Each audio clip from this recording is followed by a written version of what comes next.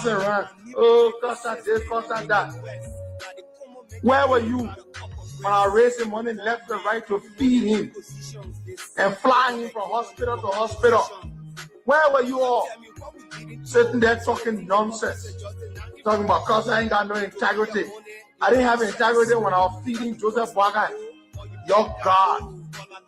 Bunch of ungrateful people. Have you heard Joseph Boakai deny that I was raising money left and right to feed him? Have you heard him deny it? He would never deny it. Because he knows this to be true. Some of you thought I was never going to create service of Boakai. Yeah. Because I went to counties. I'm not criticizing because I want to criticize. I'm criticizing because we said yesterday, former President, we are riding private jet. But the Joseph Boakai brought to power is riding private jet from here to go to Louisiana. Yeah.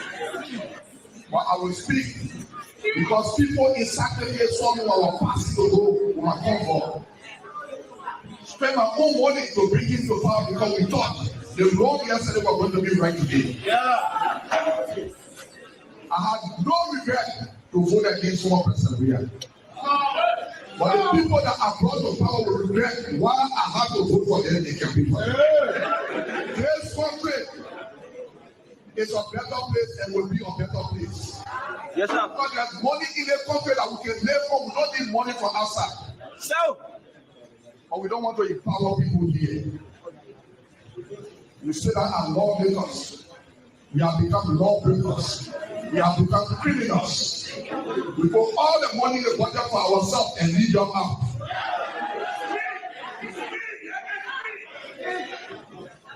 I want to challenge some of your lawmakers. Some people say they want this senator.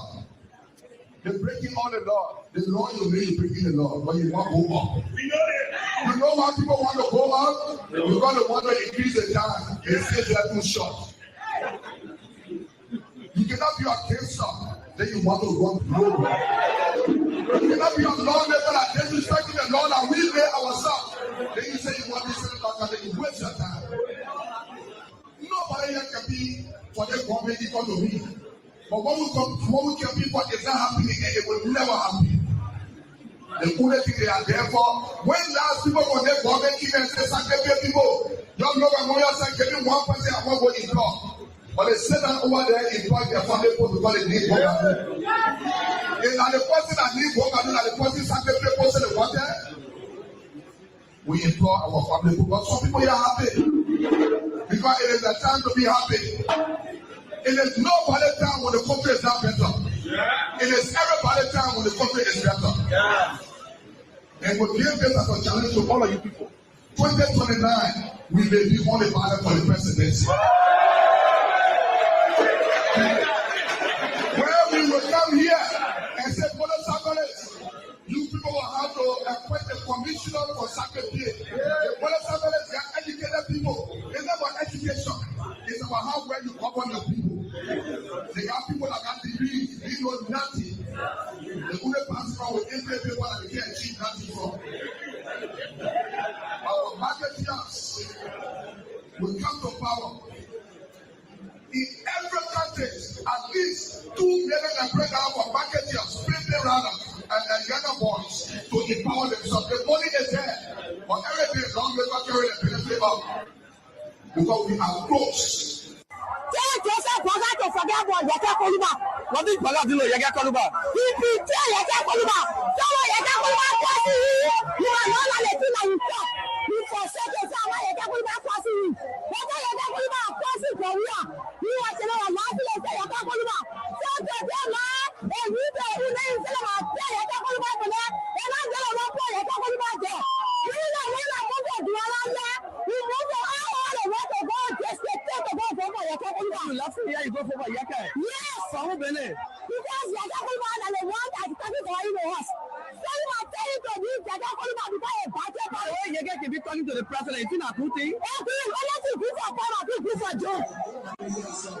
Yes. They're happy. Saying that you, my mother, your mama happy to you. When you are not going to betray Yaka Koluba or betray the Nigerian people and lie to them. Yaka Koluba are not coming passing. You understand? You have to get them out of Yaka Koluba. You can't let Yaka Koluba there. It's not going to lie. You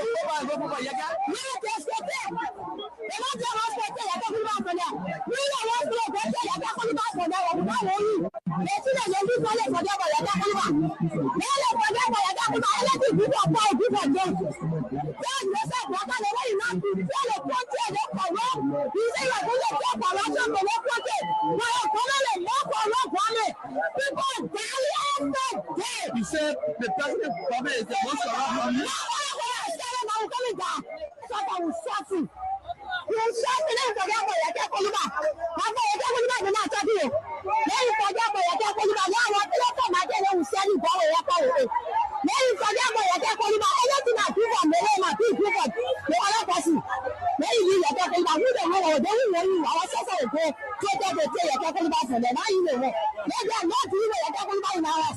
Okay.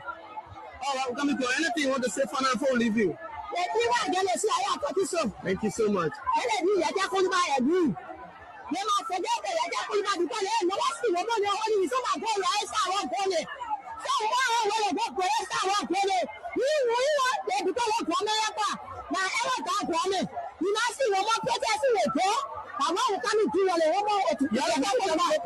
Yes. You know, see, because some of the rest of the corner, so the rest of one corner, they do our own day. And the kind of other police make kind of what do on the corner out advance. You can't continue for it. Tell him to forget about your calling by it. Okay, bye. Hello. Yeah, man. My son, you made mistake. What? I heard you like me and phone in the after the whole election. At Ima, no son will conclude that in right. Will you rescue as a limitation after winning?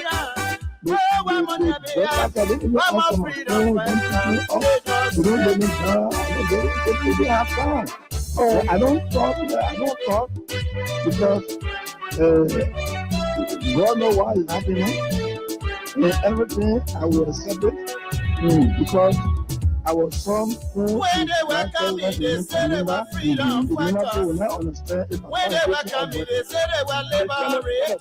But when they did when they did of the funding and the type of Supreme Court ruling and the amnesty law and everything and the position statement for the commission who decided from Gambia.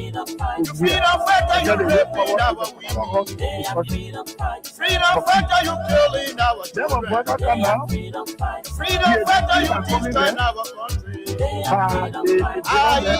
country.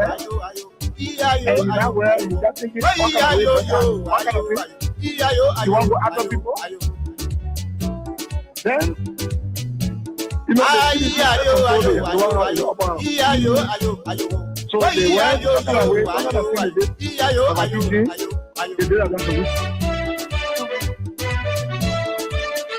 one more freedom fighter, they don't say no. Then one more freedom fighter, they don't say no.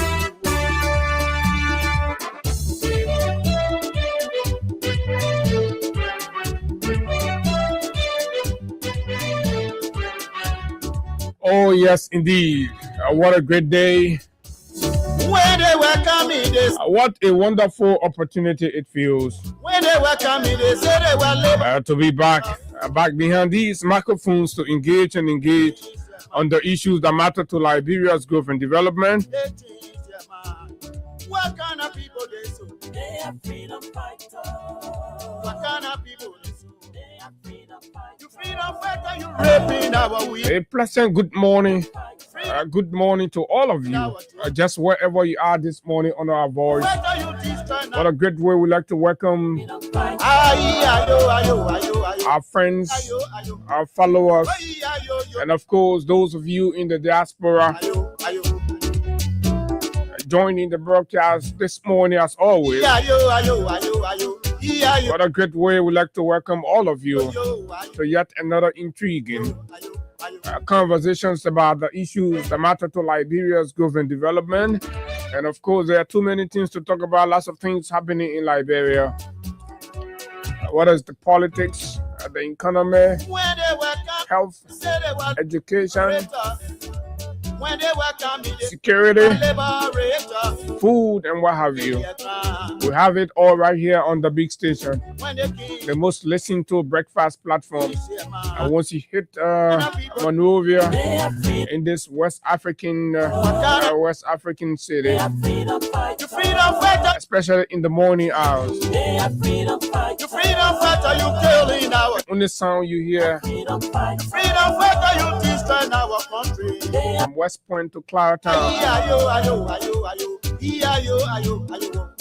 from Pinsville to Gardnersville, Robertsfield Highway, just wherever you are. It's Freedom 87.9. Good morning and welcome.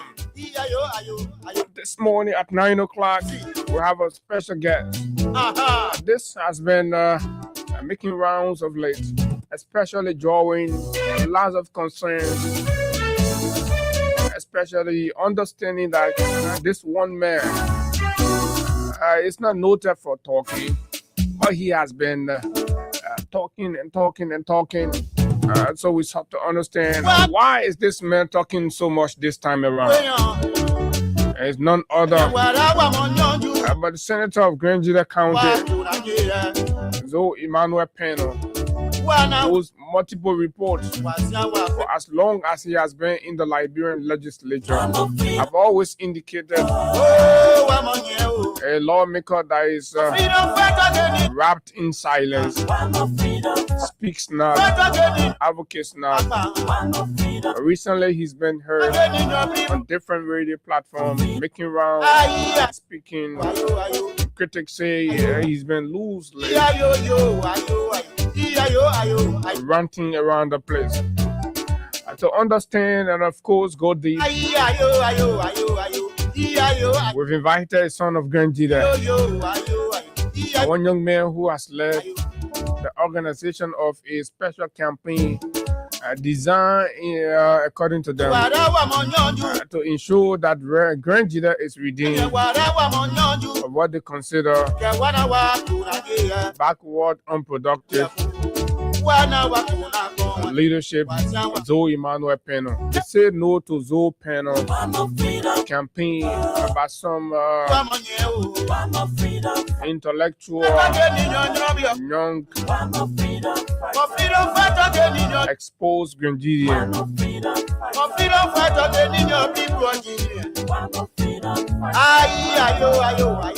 Mr. Randall Dobayo will sit in at will join us, of course, at 9 o'clock to talk to us more about this campaign. This campaign seems to be really running the stomach of Grangeda Senator Zoe Peno. We want to know why. How did the young people, how are they even resolving so that this man that has been there for about 20 plus years now, all counting. Music. That's at 9 o'clock to Sons and Daughters of Grangeda. It's an opportunity to assess, reassess, and listen to the argument. But in the meantime, before 9 o'clock, we're going to be having when they were coming, they said they were liberators. A maritime navigation around some of the other most critical burning national issues. What kind of people they so? The don't lacks the yellow machines. What kind of people? The overpriced yellow machine. The clandestine yellow machine. The secretly procured yellow machine. Inundated with corruption. Lack of transparency, wrapped in dishonesty, and of course have been delivered. Some quantum, the yellow machine, have been delivered. What do we think? Is it a moment to celebrate, or is it a moment to relax, sit down and look deep and understand the magnitude of trouble this is going to bring upon the nation? Freedom 87.9. Oh yeah.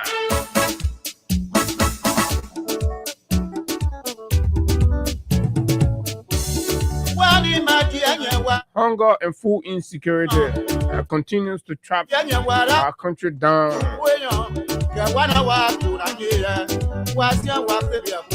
The cries of hungry babies, hungry mothers, the elderly going to bed without food, without care or social services, continue to inundate our space of late since the assumption of the presidency of Mr. Joseph Nima Boakai. The cries for hunger has intensified. The latest report was sponsored by New Narrative and Front Page Africa has unraveled the secret killer crisis that's taking life, and of course with no governmental attention or intervention. We're going to speak to that right here on the big station, plus other issues making news in Liberia and elsewhere. My name is Abu Shari, and of course it's always a good thing to be here. Keep sharing the show, and of course dropping your comment on some of those issues making the news right here. We took a buzz of this, and of course Crime Stopper Liberia. Once we come back, we rumble through the issues right here, the analysis of those issues this morning.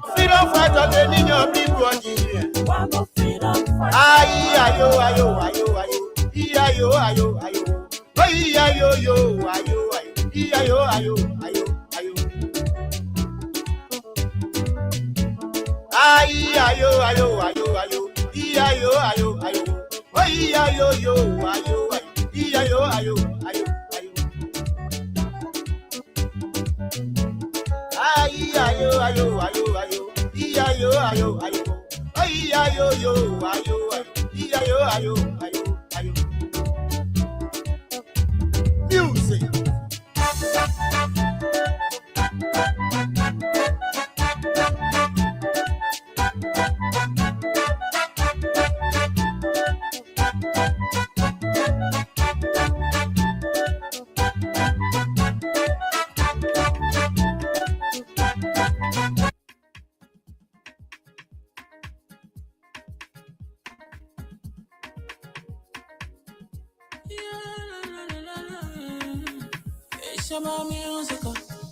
There are crimes in many places, in every community, you can see. So if you see crime, you must report it. Don't take law in your hands for the right authority. That it can't take care of it. Crime Stopper here for us, bringing safety to your door. Whether you rich or you poor, if you see a you must talk it. I mean you cheche, you wait for your safety. If you see it, don't keep it. You must call to report it. Crime Stopper, the people bringing safety to your door. Crime Stopper, stopping crime and making peace for them before. Crime Stopper Liberia, from the center to interior. Crime Stopper, keeping us safe, they're stopping crimes for all of us. Crime Stopper, the people bringing safety to your door. Crime Stopper, stopping crime and making peace for them before. Crime Stopper Liberia, from the center to interior. Crime Stopper, keeping us safe, they're stopping crimes for all of us. Crime Stopper Liberia is your community crime fighting partner. Don't take the law into your own hands. Remember, if you see a crime, report it. This is a message from your own self, Old Man Sam Cyan.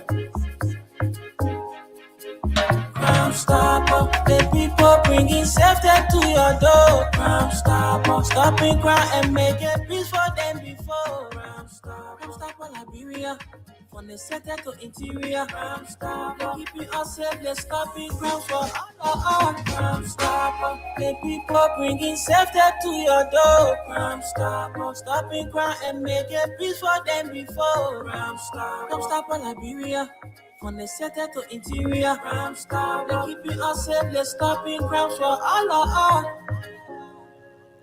Oh yes, indeed, Crime Stopper Liberia. is the official sponsor and partner of the conversation right here.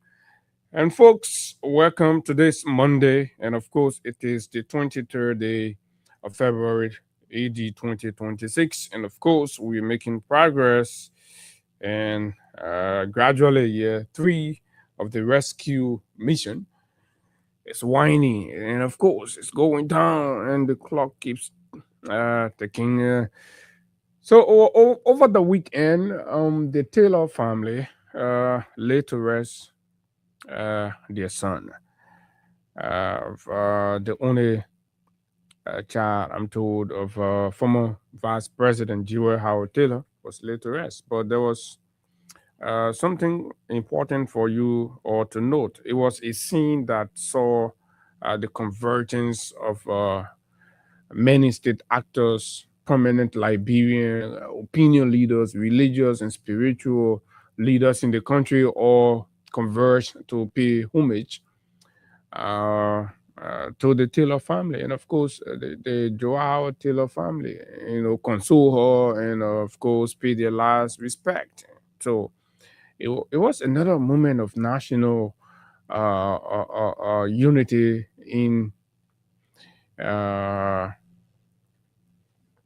at full glare, where you see everybody irrespective. At that point, everybody ignored their political persuasion, their disagreements, or issues, and everybody just one purpose: the fact that there is a loss. We are all going to mourn. We don't have to be of the same party. We don't have to have the same agreements. We don't have to accept each other, politically and what have you. So this is exactly what we ought to be. There are moments where we become rivals, fierce rivals. When the politics sets in, which is understandable and of course guaranteed by our laws. But then beyond that moment, there has to be a nation that recognizes itself and recognizes that we have to work, together. We have to be each other, brother's keeper and all of that.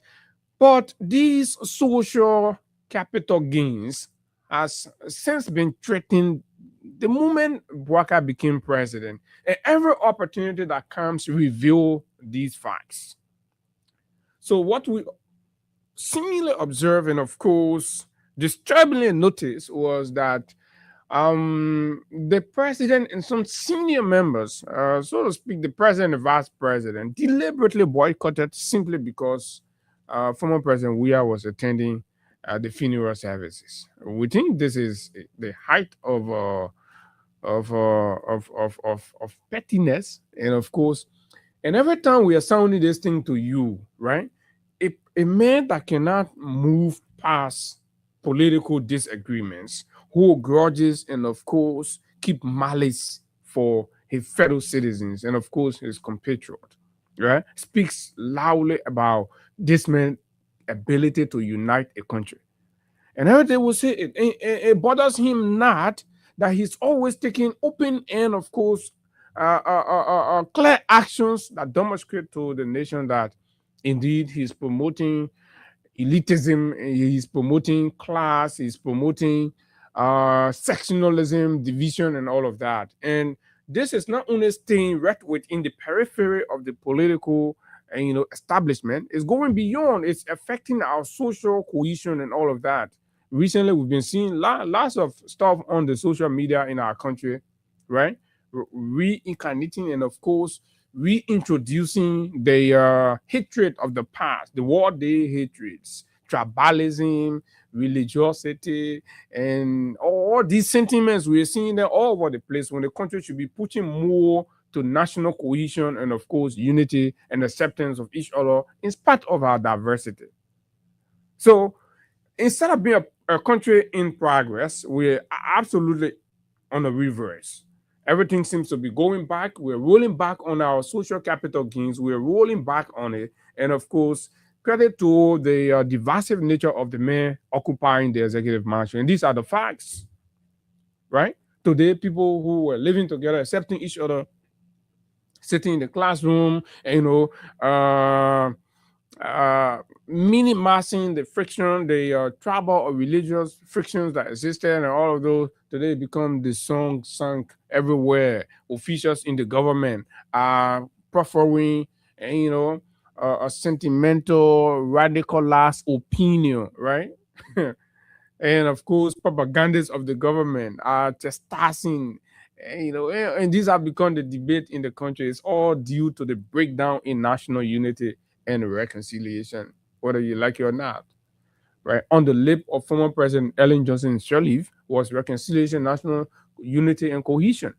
On the lip of former President George Weah, he went the extra mile of ensuring that the country posed the matters of division and the things that make us different from each other. We put those one behind, consolidate our efforts, and move together as a nation. Because you know what, we're in the 21st century, and more besides, this is 2026, right? The Gen Z movement, which accounts for the most educated class or generation of people from it comes from 1997, right? From 1997 to 2024 upward, that's the Gen Z movement. So children born between those periods, the record shows that a lot of them are educated, and their education must come with their exposure, the enlightenment. But in this part of the world, we don't see that manifest, right? There are a lot of college graduates in that era. There are a lot of high school graduates. There are a lot of professional people in that. So that's why I say Gen Z, the Gen Zs.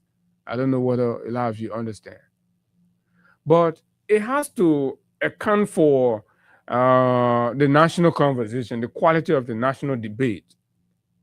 So the debates, the issues, right, especially those parochial and non-essential issues that made it to the center of national conversation before the Gen Z era, must not be the subject of today's national debate, right? But again, this is Liberia, indoctrination, manipulation, radicalization, and all these things are going on, and people themselves don't know that they are being radicalized. Some people are being radicalized, people are being extremely indoctrinated, but they don't even understand, right? But they're always pointing accusing finger the opposite way. Anyway, this is where we are. That's why, as a country, no matter what, we need somebody in the mansion that hold dear to their heart national unity, peace, reconciliation, and collective progress. Never should we ever settle for a man or an individual with historic, divisive, and attributes. Such is the case with Joseph Newman Boakai. Leaders must know the kind of life they live will account for them when they pursue national office. Today, we're on the brink. Communities are dividing. Communities are re-identifying the lines of division, and of course, sentiments are rising against each other, and all of these things credit to a very divisive, tribalistic, so to speak, right? Old men who have survived on these kinds of innuendos. But with all of that happening, there's also a deeper breakdown in the area of security for the people. Today in Liberia, mysterious death, vigilante justice, and of course, the rise in armed robbery has taken center stage, while the government ignores and shifts attention only to the subjects of politics and political rivalry and opposition. Our communities generally, appear neglected. Young men with cutlass and machetes can move in areas, attacking motorcyclists, killing them, injuring them, making away with their properties, with no redress, no accountability. Bunch of men in different communities will pick up machete for land, and they will go and maim people. They will go and cause chaos. So these are the day-to-day realities of Liberia under Boakai that they're trying to, divert our attentions from. But it's important for us to remind you about these day-to-day experiences, because those without the voices to be heard are the victims. They're lying there. Some of them witnessed their parents being killed, their breadwinner being harmed, injured severely. Listen to the case that was reported on over the weekend, Sunday, where 3 children in Liberia, 3 children, right, were discovered dead in their homes in Nimba. 3 children in Nimba County. 3 children died mysteriously in their home. There's a case of skeletons that were discovered in bag.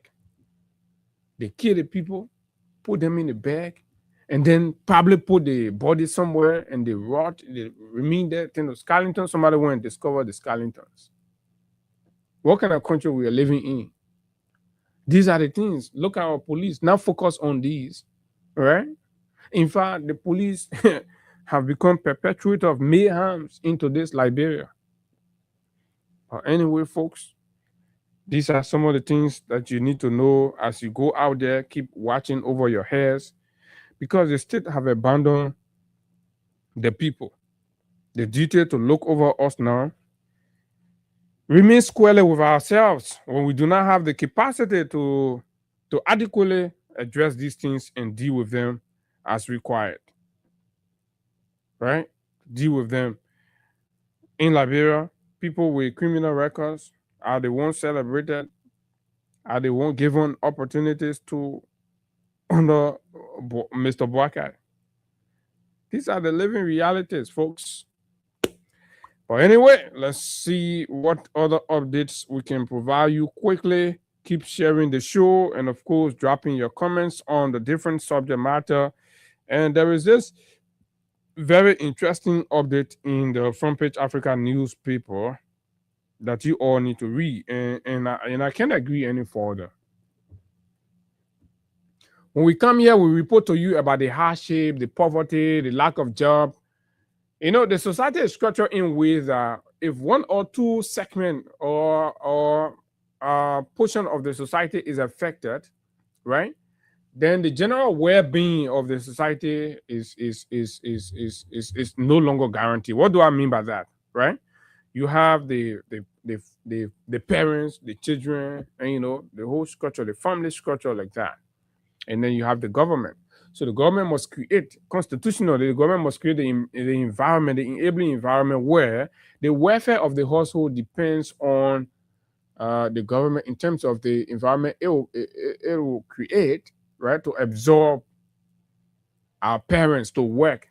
And when our parents are working, they provide for us. And because they provide for us, so basic social, cultural, and traditional norms are upheld. And then the chain of command. So the government says, the standard government says nobody does this. The parents grab it, they go, they communicate that to their children, they bring their children up, respecting these social norms, tradition, and of course, rule of law principles. But when the government fails to provide the essential, the government loses track of its mandate and responsibility, because you are no longer providing. Then, because the government cannot provide the environment for the parents to get jobs, to work and take care of their homes, the parents loses their voice, their command, their control, right? And of course, their regulatory authority over the homes. Because the parents are no longer working, they cannot take charge of their responsibility, then there is an apparent abandonment, neglect of duty, neglect of responsibility, simply because they do not have the capacity to shoulder the household responsibilities and duties. What happened? Then there's a breakdown in the family. The breakdown as a result of the fact that people are not providing, those responsible, the man are working, the partner working, the man selling, police going after the man goods, taking the man goods away, police breaking the man shop, and all of that. The parents struggle and pay small house somewhere for the children to be there for shelter, right? Ministry of Public Works and other government agencies go there, they break it down, the army people, they break it down, they are homeless, and then the children are helter-skelter. Then social norms in the society break down. What do you see? A culture of gangsterism, gambling, right? This becomes the order of the day, prostitution, and what have you, because there's a whole breakdown. There's a whole failure from the top coming down. Then nothing can hold. So it is a kind of social anarchy that takes center stage, right? So socially, people that are responsible, even the churches, have no control anymore. The mosques have absolutely no control. There's a breakdown everywhere. And sometimes it takes you deep retrospect or introspection to unpack these things and understand that we're in deep trouble. Now, let's see what the paper's reporting. The paper says that kids as young as 10 years old caught in Liberia's betting room. What is that? Isn't that a social breakdown? 10-year-old kids in Liberia, right? Caught in betting room, betting, playing gamble. When the law says that children under 18 should not. So imagine the gap. 8 years younger, yet still they're going in betting room. So then you ask yourself, why? 10-year-old should be under serious parental guardians, right? The degree of neglect that's permitting our 10-year-old kids to leave the homes and go in the betting centers and be betting, it is a social emergency. It's a social breakdown. What is the government doing in this light? Absolutely nothing, right? The government just don't care. No job in the country, people are complaining, the government doesn't care. The fewer jobs that are there that parents are working in, right? Their rights are being violated because employers believe that times are hard, so they abuse our laborers and treat them with disdain, with no basic benefits and all of that. And when they decide to speak up, what do you see, right? Brute force applied by government police. They will go there, and we're going to play the video from Yekepa in Nimba, fellow Liberians. You see, beyond the politics, and I've always told people that this is not the moment to be quarreling over who's going to win 2029 or not. Because the more we put our emphasis and eye on who's going to win 2029, that is beneficial to the politicians. That means you have willfully decided to ignore, right, the basics. What you should be holding the government accountable for, you're not paying attention to it. You're wasting your time on Jawia and Bwaka. When that time comes, it will fix itself. But let's look at what the government is supposed to deliver and what is not being delivered. Should 10 years old be gambling? Should 10 years old be in betting booths? Right? Should 10 years old be playing lotto games? Right? This is not happening when we are as president. This is happening when the deacon, when the over 42-year plus experienced man is in power, is president. He cares less. He does not even look at the people. Doesn't listen to the cries of the people. Pregnant women are crying and complaining. Right? When parents and family go to the hospital and basic services are denied and charged and overcharged, in spite of the fact that the government has created absolutely no window of employment and livelihood for the people. Counting 3 years since Bwaka became president. Sit down in your defense and say, and tell me whether it makes sense. And should we feel that as a country, should it look okay and normal? Hearing reports about 10-year-old kids, 7-year-old, 8-year-old kids playing gamble. Why? Then the question becomes why? They are hungry. They are absolutely hungry. Right? No food to the house. Partner working, man selling, police stealing the goods. You see the adverse effect of a ruthless, inhumane government. You see what happens to the society? It's a breakdown. because the government cares less. For them, they're employed, right? They're stealing the country money. Look, for example, right? And let me just skim over this for you so that you understand. And we've said this time without number that that no matter what happened,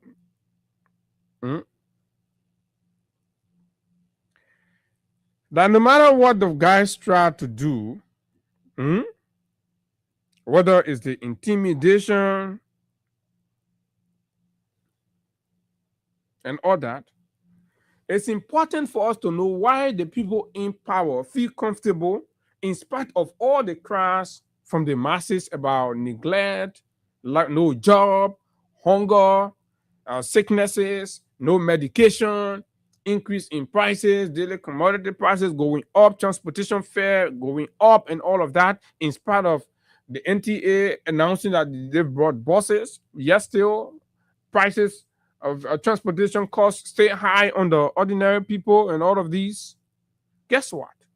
The monies are being stuck in areas to benefit the few, the elite.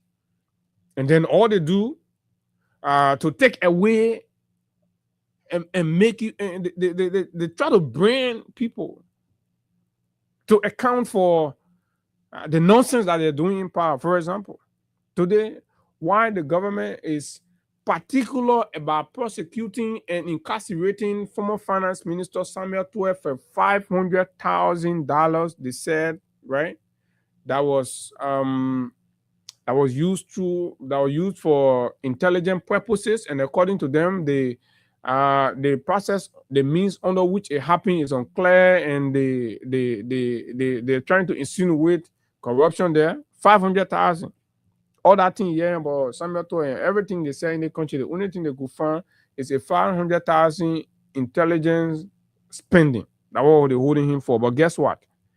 If a government that's prosecuting somebody for 500,000 intelligence spending, you imagine that they're trying to take this kind of money and put it into the people, right? But let's see what is happening with them.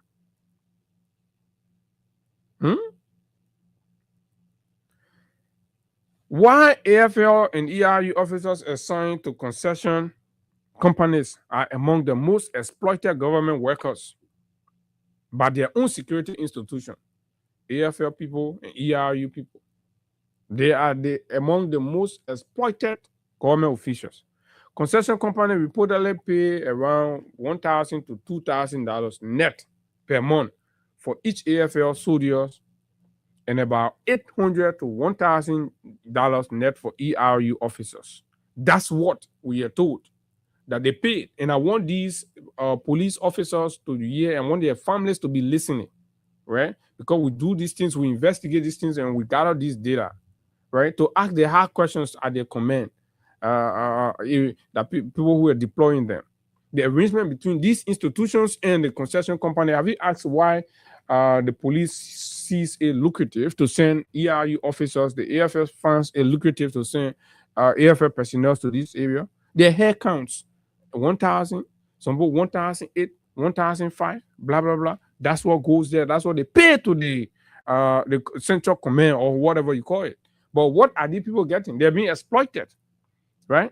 The record shows that from this reported 1,800 USD net reported pay for AFL soldier, the soldier received only $300. So now the question becomes where the remaining 1,500 goes to. The soldier received only $300, only 16%. What happens to the remaining 84%? Right? As our fathers, as our brothers, our sisters are deployed in these heavily concentrated security area deployment. You see them there. Only $300. And I challenge any of these AFL men deployed at these places to say whether they receive more than $300 for their services. Because they do not know. They make it to look like this is exploitation. They must begin asking their central command, right? Worse, the money exploited from these officers do not benefit the government institution. They go directly, allegedly, into the personal pockets of the head of these respective security apparatus. How exploitative could this be? Under the matter of intelligence, or on the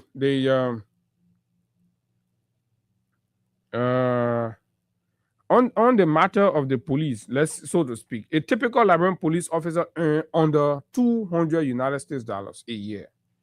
I mean, a month.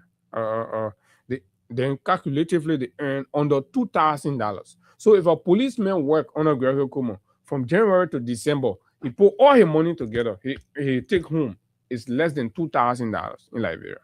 So divided. A policeman, right, that they're using to go and do all these things. At the end of the day, right, you want to look at your life like that. Are we growing? Are we improving across other sector? Going at the days where officers will be used and it was not a matter about welfare. No. These things are changing in other jurisdictions and it has to change here, right? This man, Gregory Kumo, is not smarter and brilliant than every other person that desires to be police in the country that will be collecting all the money while others are suffering. Absolutely not. So we are calling for better welfare and incentive for police officers. That's what we are calling for. But Gregory Kumo and his clique alone are walking away with over $3 million in pocket change each year.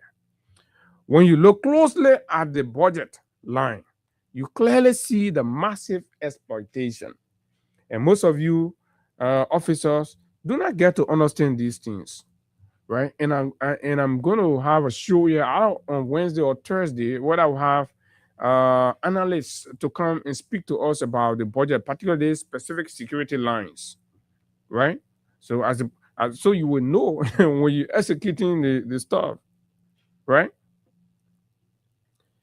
Now, the intelligent budget line 221808 was about $92,000 in 2023. In 2023, the CDC intelligent budget, right, was $92,000 in an election year, 2023. It has now exploded to $1,583,598 under a rescue government. I thought a rescue government is supposed to slash it further from $92,000 to bring it down and save some money and invest it in the people, right? But rescue government say that thing CDC boys were doing, the illiterate boys, the slum boys, they understand government, right? Took it from in an election year where there will be more intelligent need and what have you, right? 92,000, they take it from there, they carry over $1 million in a period like this where there is absolutely no real threat. In a year where Bodnike were threatening the state, Mr. Baka was saying that he will end Liberia. Yeke Koluba were forming belligerent military militias, and of course, Sakila Numale had already established a FOIA defense force, so to speak, right? The country could use $92,000 for intelligence. But in a year where there is none such, right, we are spending over $1 million. Over $1.5 million. This is extremely astronomical. It is an astronomical jump, only benefiting a very few people, not the men in uniform assigned and doing the hard work in pickups, passing around, intimidating people, right? Breaking down family homes and all of that faces the immediate threat. This intelligent budget goes to benefit the big sharks within the security agency. And we have to talk about it. Another line to watch is special operation. For the scene security people in the budget, there is a budget line 221812, right? Called special operation. The legislature legally approved $1,193,781 United States dollars. But the fiscal year 2025 estimates term is $3 million. So that was the budget. But in the term of 2025, they even increased it more than the 1,100,000 and some more thousand. So when someone come here and tell you, say, oh, this government is stealing, they post stealing from the country too much. They post stealing and they think that's smartness. To steal from the poor people and make it like you're smart and you say, oh, see, man, and you make a lot of noise and this is what the unsuspecting population don't understand. They put you under the impression that CDC is the corrupt people, but then when you measure the degree of thievery that's going on now, it's more than 5 times, right? Imagine somebody say the government is very corrupt. Say for intelligent budget in an election year in 2000, you not in election year, you take over 3 million. You put it there, you say intelligent budget. Then 2025, you put in the budget, you say 1 million and change, right? By the time the year ended, the record shows that you spent, you took over 3 million under that budget line. That's what is that? That is an overspend of $2,096,700 United States dollars beyond what was authorized. The other compensation line, 222123, got 534% increase between 2024 and 2026. Just under the other compensation line. Just between 2024 and 2026, that's about how many years? 2 years, right? Right? 2 calendar year. You will see and notice after the calculation that special compensation line moved from $252,165 to a massive $1,600,000. This is another line they funnel the money through.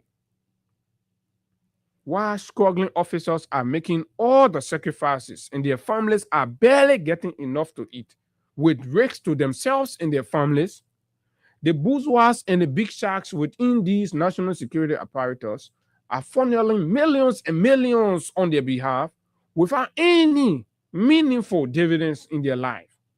Is this justice? Is this fairness? Is this accountability? Is this transparency?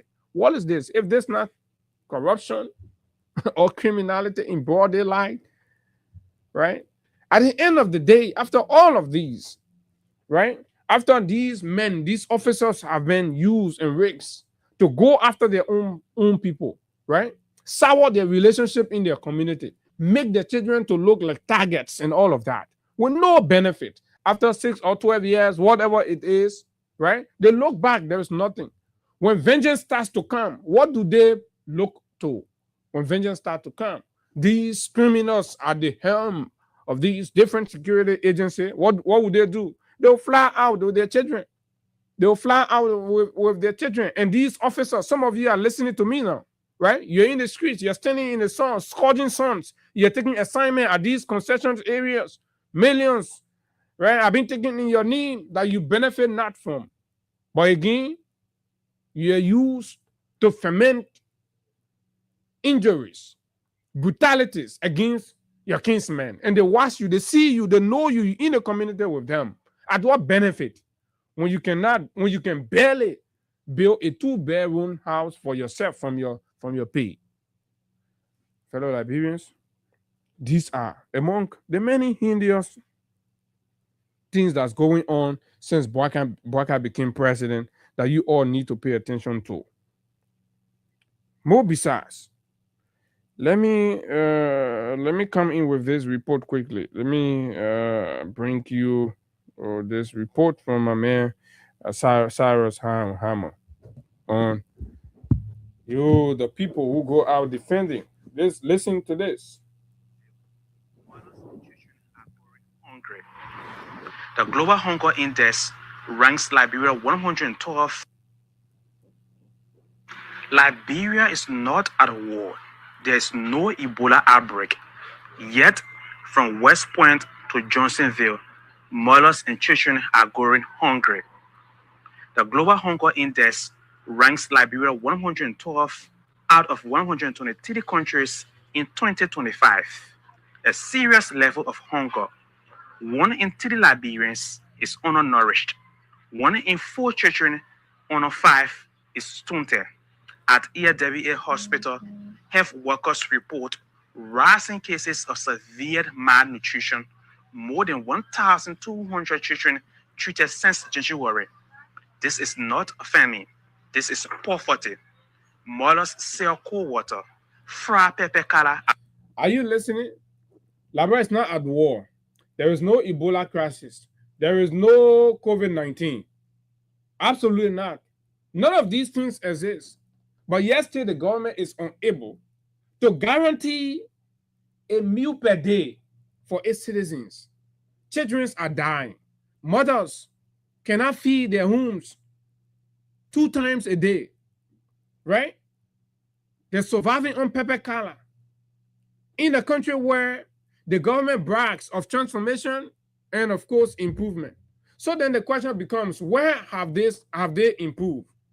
Where have they transformed? Why is the government refusing to speak to the real issues affecting our people daily? And they're suppressing everybody not to speak out. When you attempt to speak out, right, they limit your voice. They put an attack on you. They brain you to undermine the essence of your debate, favoring only a few in power. Enter the slums, enter the communities, go in the rural parts, and see the degree to which our people have been abandoned.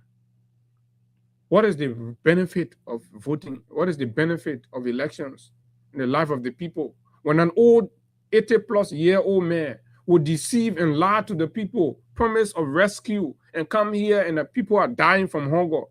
They can barely feed a day in their own country. No job, no food, no medication. Hospitals are dry. No bed at the hospitals.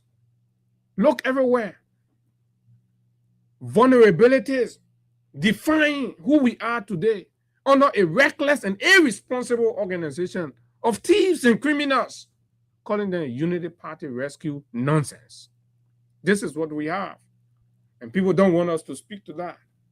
And you all are so cluelessly in broad day naivety out there defending nonsense simply because you have animosity towards a particular organization of people, your fellow men, and you are prepared to compromise whatever is happening that's affecting. Even your neighborhood you live in, there are people going to bed without food.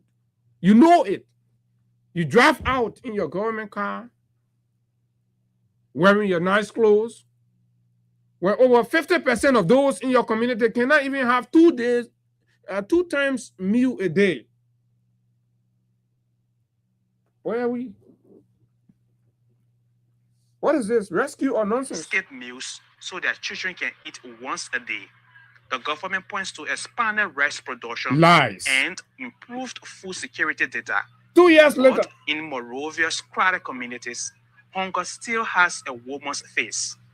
Charities feed hundreds weekly. Yes, still. Single mothers carry the burden. Liberia's sudden emergency is unfolding quietly. Who we add before another generation is lost? For more on this story, go to front page. Okay. That don't mean make it. The last time again, this same brother did a very profound report on commercial sex. Born out of hunger. 10 years old, 13 years old, 14 years old girls are in the street at night, and the government is aware they're doing nothing. They come out, they sit on the radio, and they talk loosely, present fake data, lies, manipulations, and deceptions. That's what they present to the people. When in actuality, the poor are hungry. The poor lives are going from worse to ridiculous. This is it. And you have one other man who drinks profusely and talks gibberish daily, sit and abuse a government platform and uses it for insult to critical voices and, of course, objective presentation on the issues affecting the people daily, calling himself information minister. And look what he has done, and we are aware. You can pay all of the social media bloggers in this town. It will never erase the fact of the people's hardship. Pay them, collect them, organize them, do whatever you want to do. Have all your meeting with all the media, take all the journalists, you put them, but we all will not bow down. Look at the street, littered in feces, filled, stench, all over the place.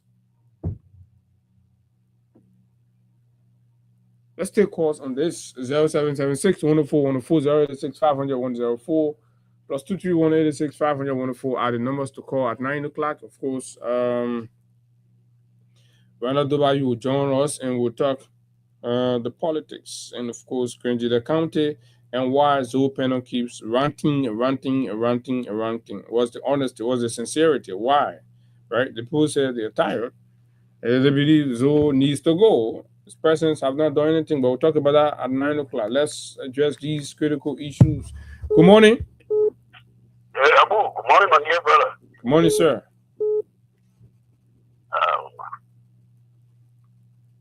We thank you this morning for the Tobin studio.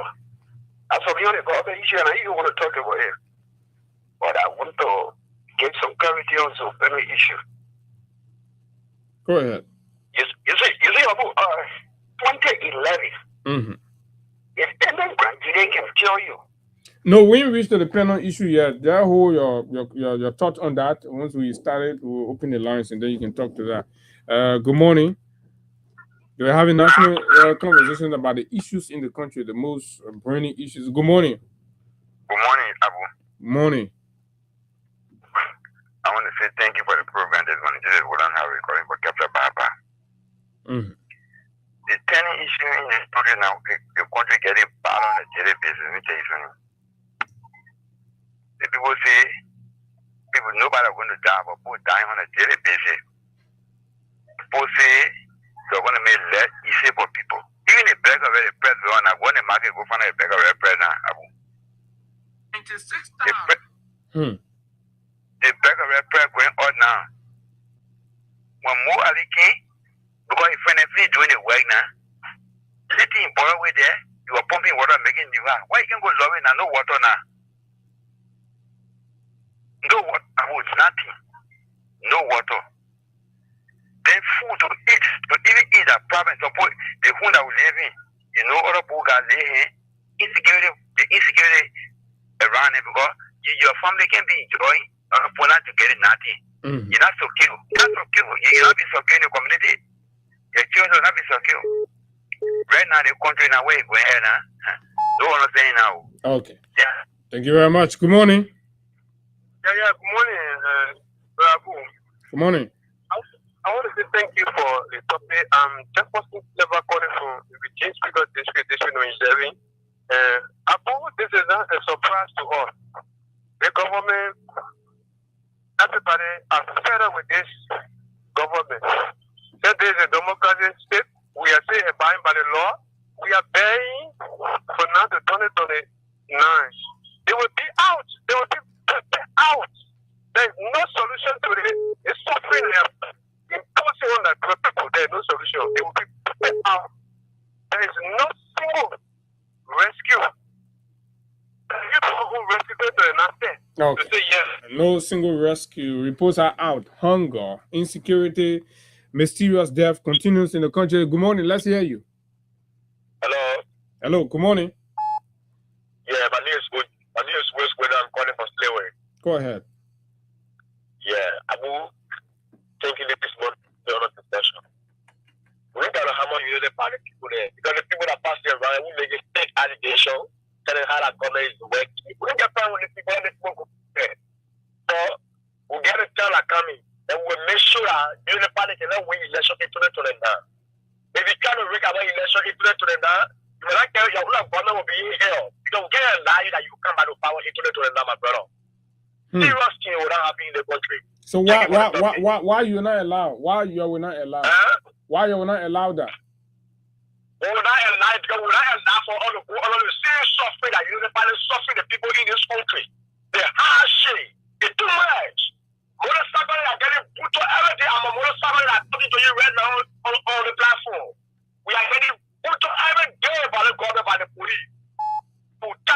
anybody call it, but you anybody try to see our election instrument to them now, they will not be easy in the country.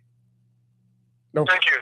Thank you very much. More views, more concerns from the people themselves.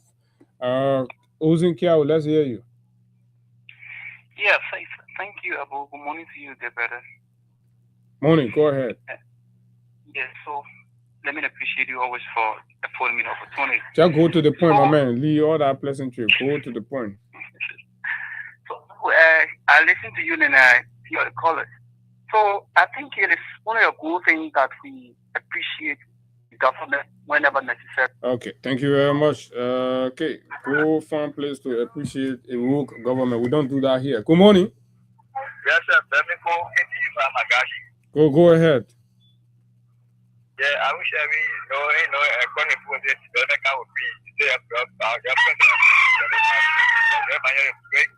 all right. Thank you very much. 0776 104 104 086 500 104 plus 231 86 500 104 are the numbers to call, and you will be live. Of course, this is what it is. Okay, as we prepare to transition, let's take a few more calls. Good morning. Yeah, good morning, Abu. Morning, sir.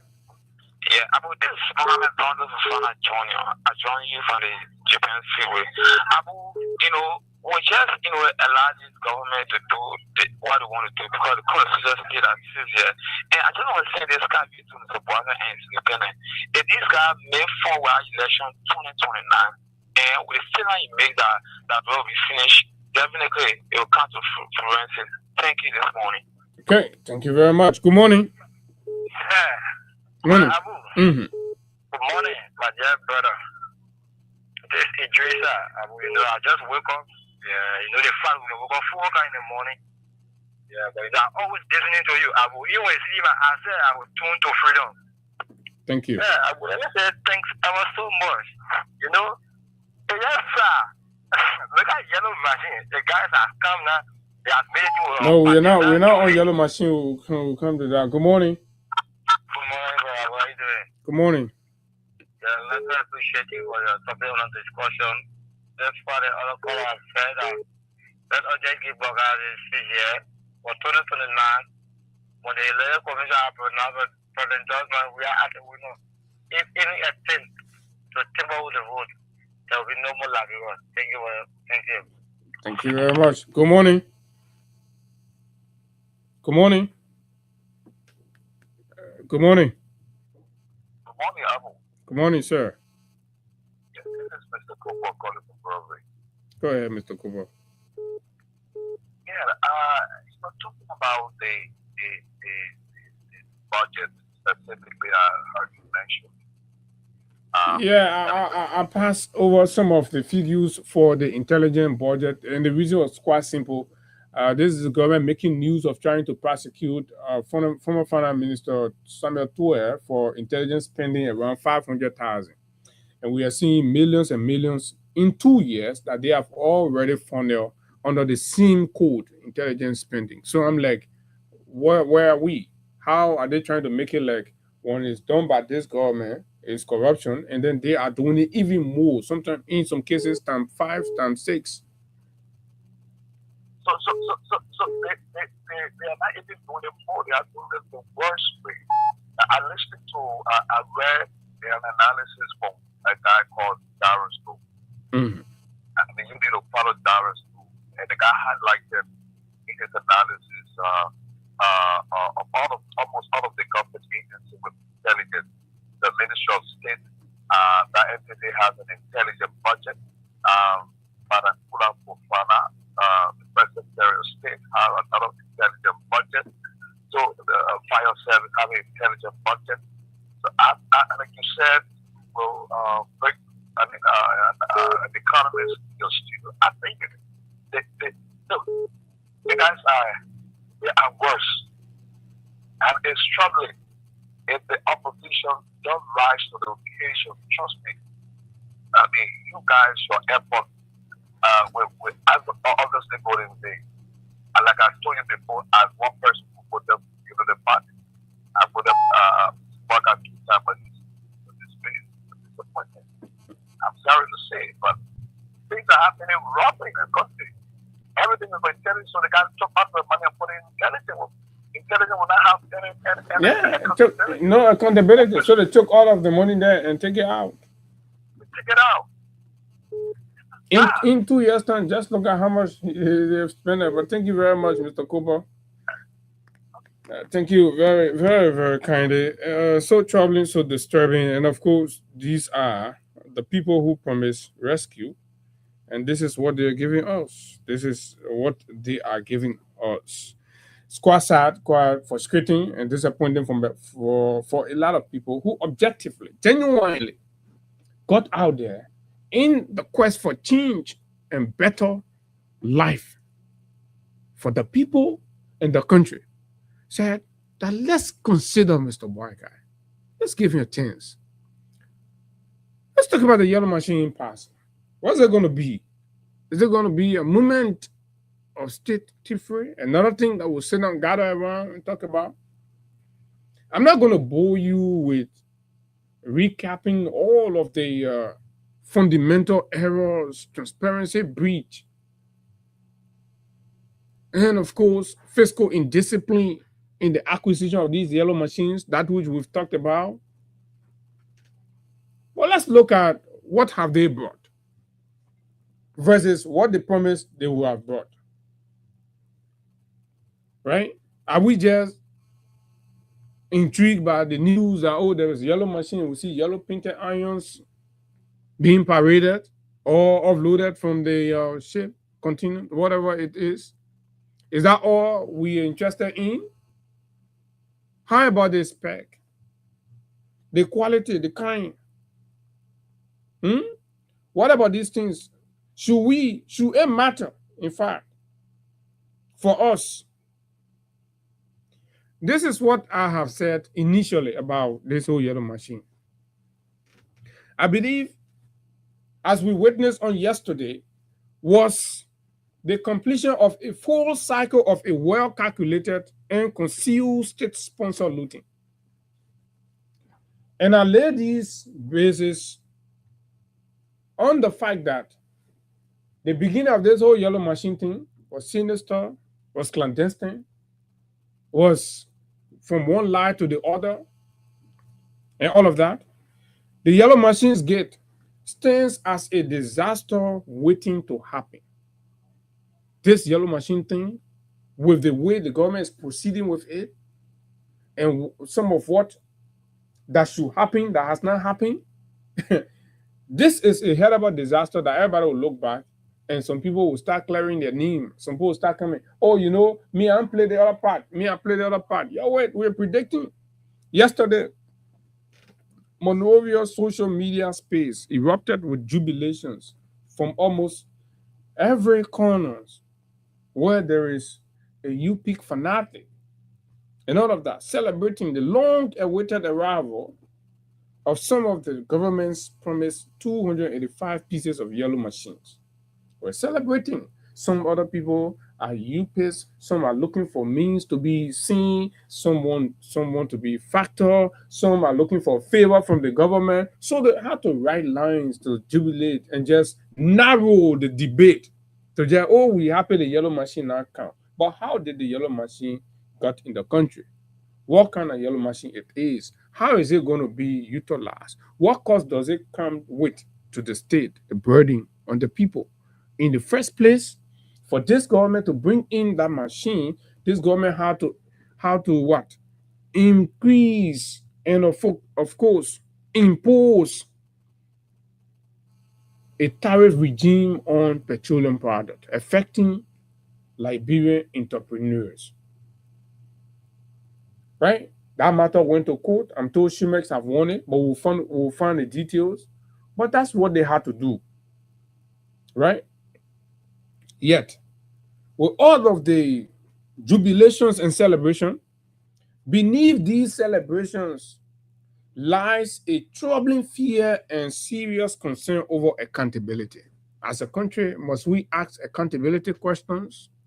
Or we should just jump in the street? The same way we did with the Mamaka Ability fleet of yellow machines that she did Queen Contest over.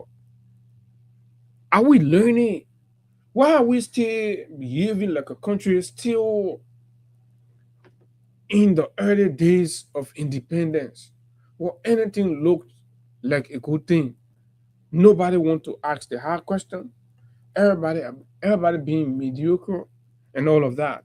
How did machines initially valued at 80 million plus plummet to just 26 million? Have we asked those questions? So who was trying to rob the country of an excess of 20 plus million to $30 million? Who are trying to do that? What punishment have them bear for them? Say over 50 million, right? Some other people were trying to steal from the country for $50 million from the country, and nobody has been punished for it. And these people are still parading the corridors. That should be a case of precedent.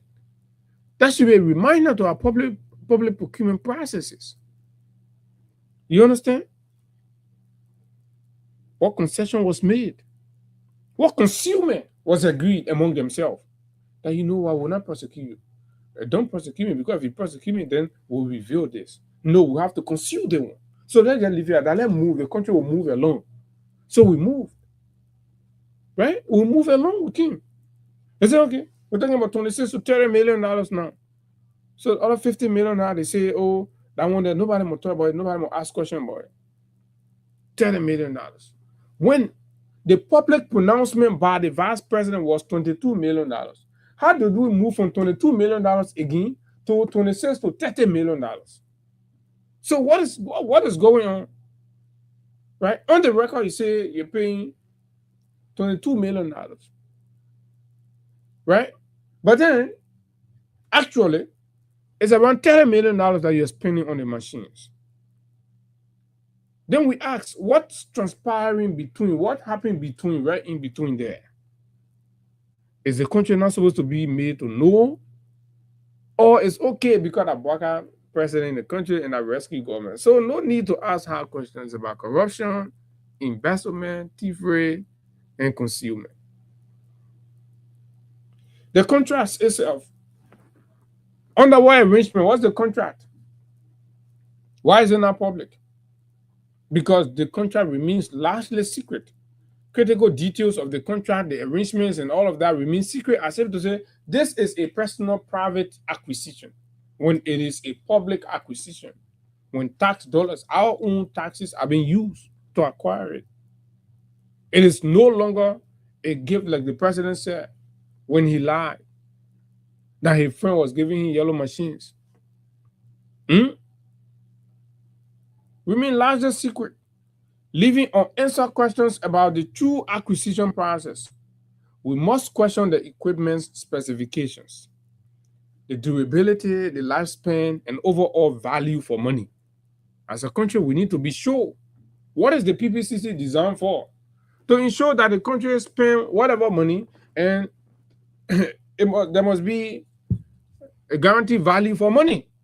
Why, if we erupt with a low spec, we already started seeing footage of eroding trucks, right?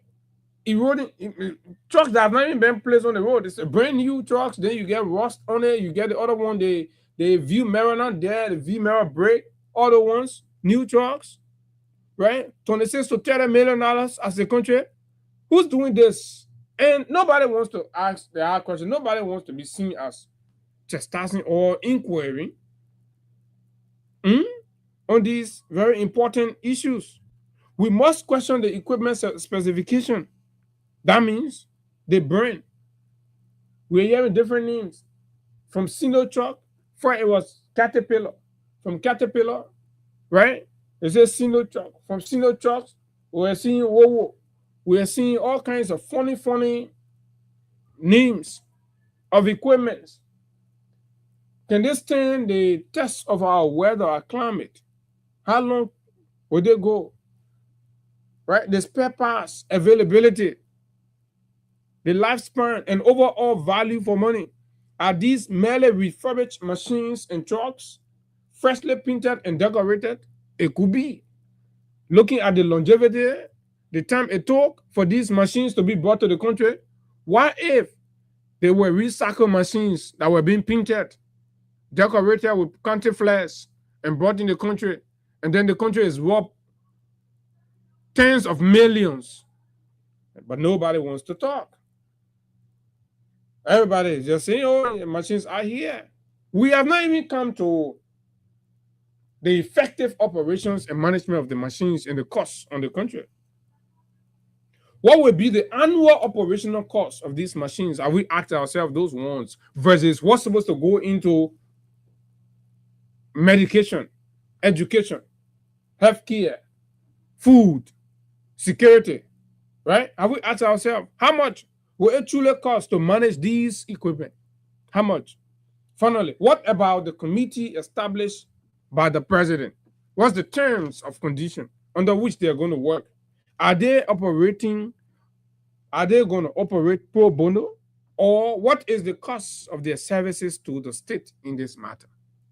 These are critical questions that the media has to be asking, and these are clarity that the government has to make available to the people.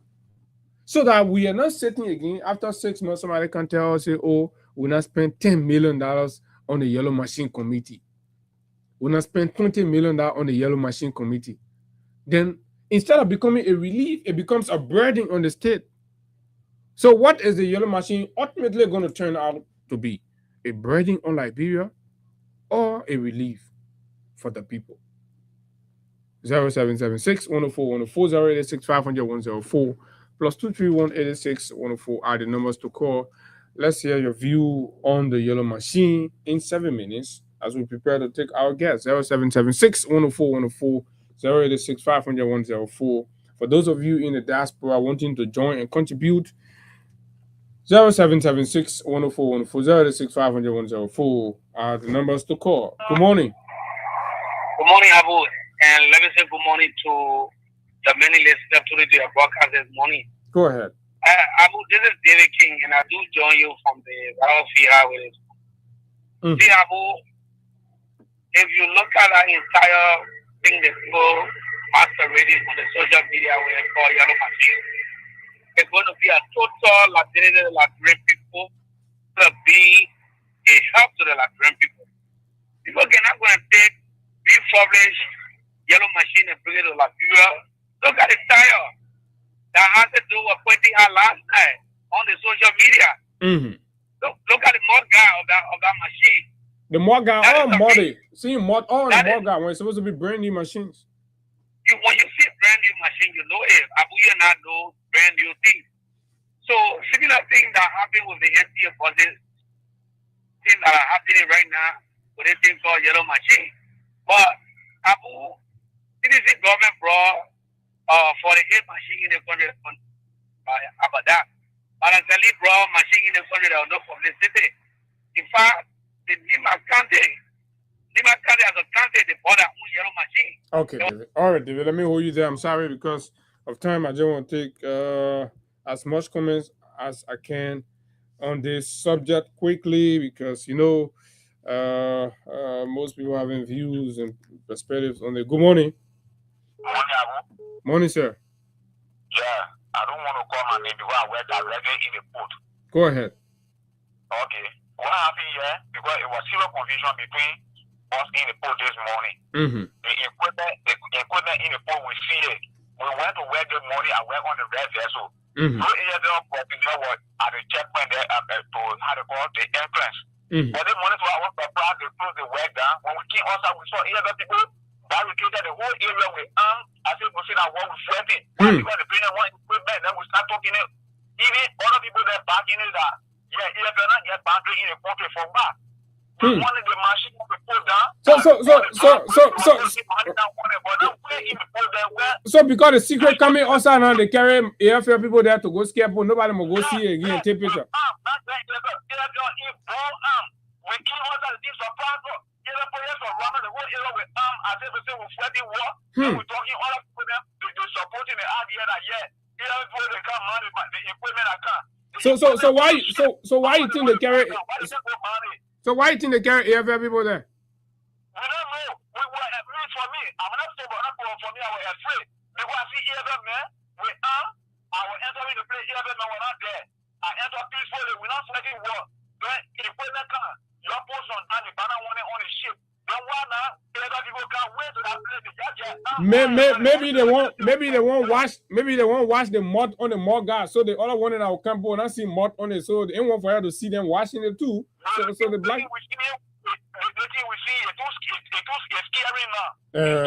What kind of government be this, folks? Hello, good morning. So they can't AFL people to black the place because they won't wash the machine to move the mud from on it. Let's hear you. I already know how the United Party put taking the yellow machine to be. But a yellow machine, they will get a yellow machine discussion happen.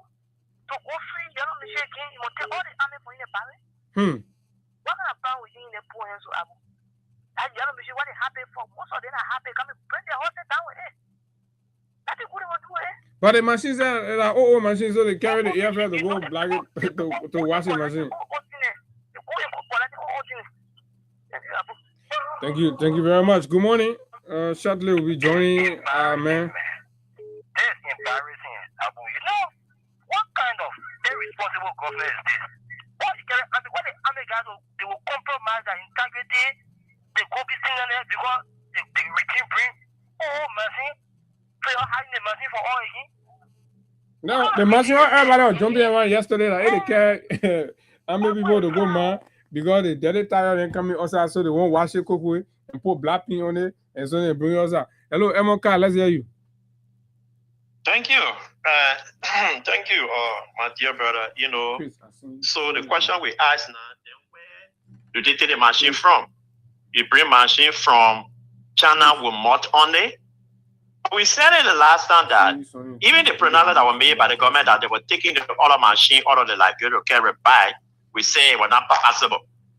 They were carrying it somewhere so they can mix it with few other one and then bring it to the Liberian people. But is it not the machine not going to bring any dividend to the Liberian people? No. You don't need 285 or 130 whatsoever according to that they brought into this country to be able to carry on road development. No.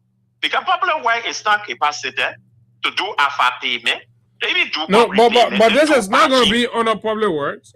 There's a special Bernie Samuka committee that's been set up. Imagine a man who served as Minister of Defense for 12 years and have almost gone broke. I'm not even almost, but he's broke and can't have anything for himself. They got to recycle him and put him over a yellow machine committee.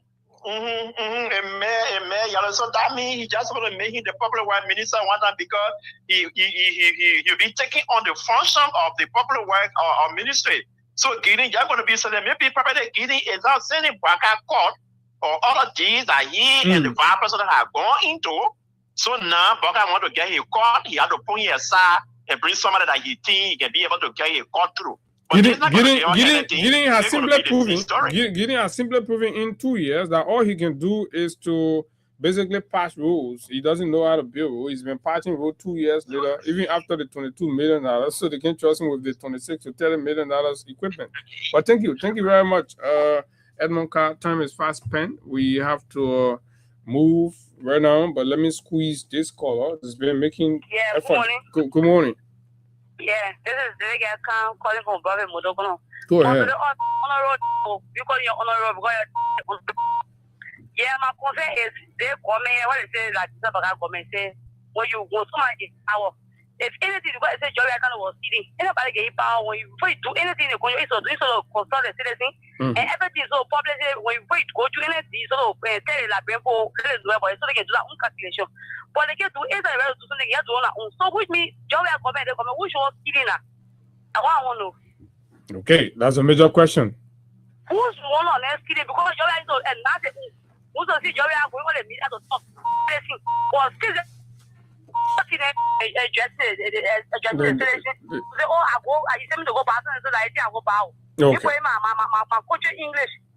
Thank you very much. Thank you. Let me hold you right there. And folks, while we make the transition, let me let you know that over the weekend, workers and of course nurses and hospital workers at Phoebe Hospital in Bone County have issued a threat there as the anesthetists in Ganta the other day equally threatening that due to bad working condition and of course unsafe environment, poor wages and blah, blah, blah, they will be protesting. We are sounding the caveat again.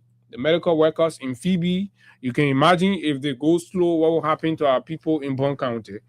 We are telling our leaders, our senators, our representatives, especially the rescue influencers, to move around the president, move around the executive mansion to save life in Bond County. That is for you. We're telling you again, you will ignore it, just as we sounded the one in Ganta, and then the anesthetist left the operation room, leaving many to die and all of that. This break of Crime Stopper, when we come back, Randall Dobayu is right there. We're taking him up to talk Grand Jita. This break, we'll be right back.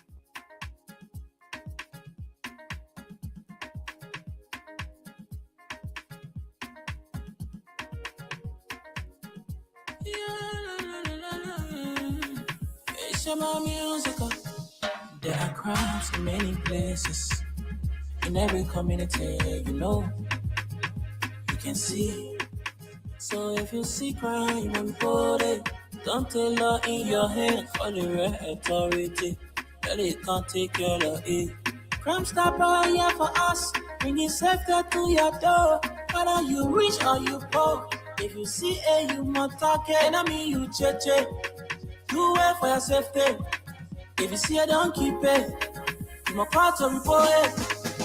Crime Stopper, the people bringing safety to your door. Crime Stopper, stopping crime and making peace for them before. Crime Stopper, Liberia, from the center to interior. Crime Stopper, keeping us safe, they're stopping crime for all of us. Crime Stopper, the people bringing safety to your door. Crime Stopper, stopping crime and making peace for them before. Crime Stopper, Liberia, from the center to interior. Crime Stopper, keeping us safe, they're stopping crime for all of us. Crime Stopper Liberia is your community crime fighting partner. Don't take the law into your own hands. Remember, if you see a crime, report it. This is a message from your own self, old man Sam Cyan. Crime Stopper, the people bringing safety to your door. Crime Stopper, stopping crime and making peace for them before. Crime Stopper, Liberia, from the center to interior. Crime Stopper, keeping us safe, they're stopping crime for all of us. Crime Stopper, the people bringing safety to your door. Crime Stopper, stopping crime and making peace for them before. Crime Stopper, Liberia. Okay, Crime Stopper Liberia, folks, welcome back. This is the final lap of the conversation on Freedom 87.9. And so, like promised, we have our guest already. We're going to start the conversation right here using the phone, or why our guy tried to create a link for Randall to join us via the StreamYard. But in the meantime, we have to talk Grand Jita, we have to talk the movement. To ensure that Zoe doesn't return, the citizens, some of them, have already begun organizing to say no to Zoe 32 or 30 whatever years. If he shall have complete another 9 years, we're taking up to 30 plus years as a leader in the county, both at the Senate level and the House level. Good morning, Randall. Welcome to Freedom FM. Good morning, Liberia. Good morning to Freedom FM. Good morning to the good people of Grand Jita County. Okay, Randall, it's good to have you. It's been a while. Yeah, but we've been around. I miss my station. I miss Freedom FM, you know. And I was completing my program. My second master is done. And so we've always been around. We are around and we will remain around. So it's always pleasure to be around and talk to our people and give them the right information they desire. Fair enough. Basically, my concern has been due to what most of us would consider an unprecedented action or activities by your senator. From the days he entered the legislature, he's not been known to be very outspoken and all of that, but recently he has been talking a lot. Why do you think so? So why do I think so? It's so very simple. Let me just first give you a background of why we have started this initiative, so that Liberians. I want us to come to the initiative, but I just want to pick your thought on why is a senator that's notably known to be quiet being so loud. Yeah, he has consistently been a Bobo lawmaker for nearly 2 decades. Everyone knows him. He has a social mark of Bobo identity, but now, at the expense of the people, he has suddenly become a loud speaker. Why? We all know Zoe is. If you don't know him, he's a BM, a 419er. I mean, I'm saying this. He's a senator now, so you want to be careful and at least measure with. No, I'm saying he's a BM. BM is. Okay. Every time any government comes, he wants relationship with that government. Okay. He wants people to trust him so that he will bring in a so-called investor to get cut from them. But he says he argued that he does that for the benefit of the county. So the benefit of the county and for almost 21, the entire county, no public library. If you talk about benefit for the county, go to Nima County.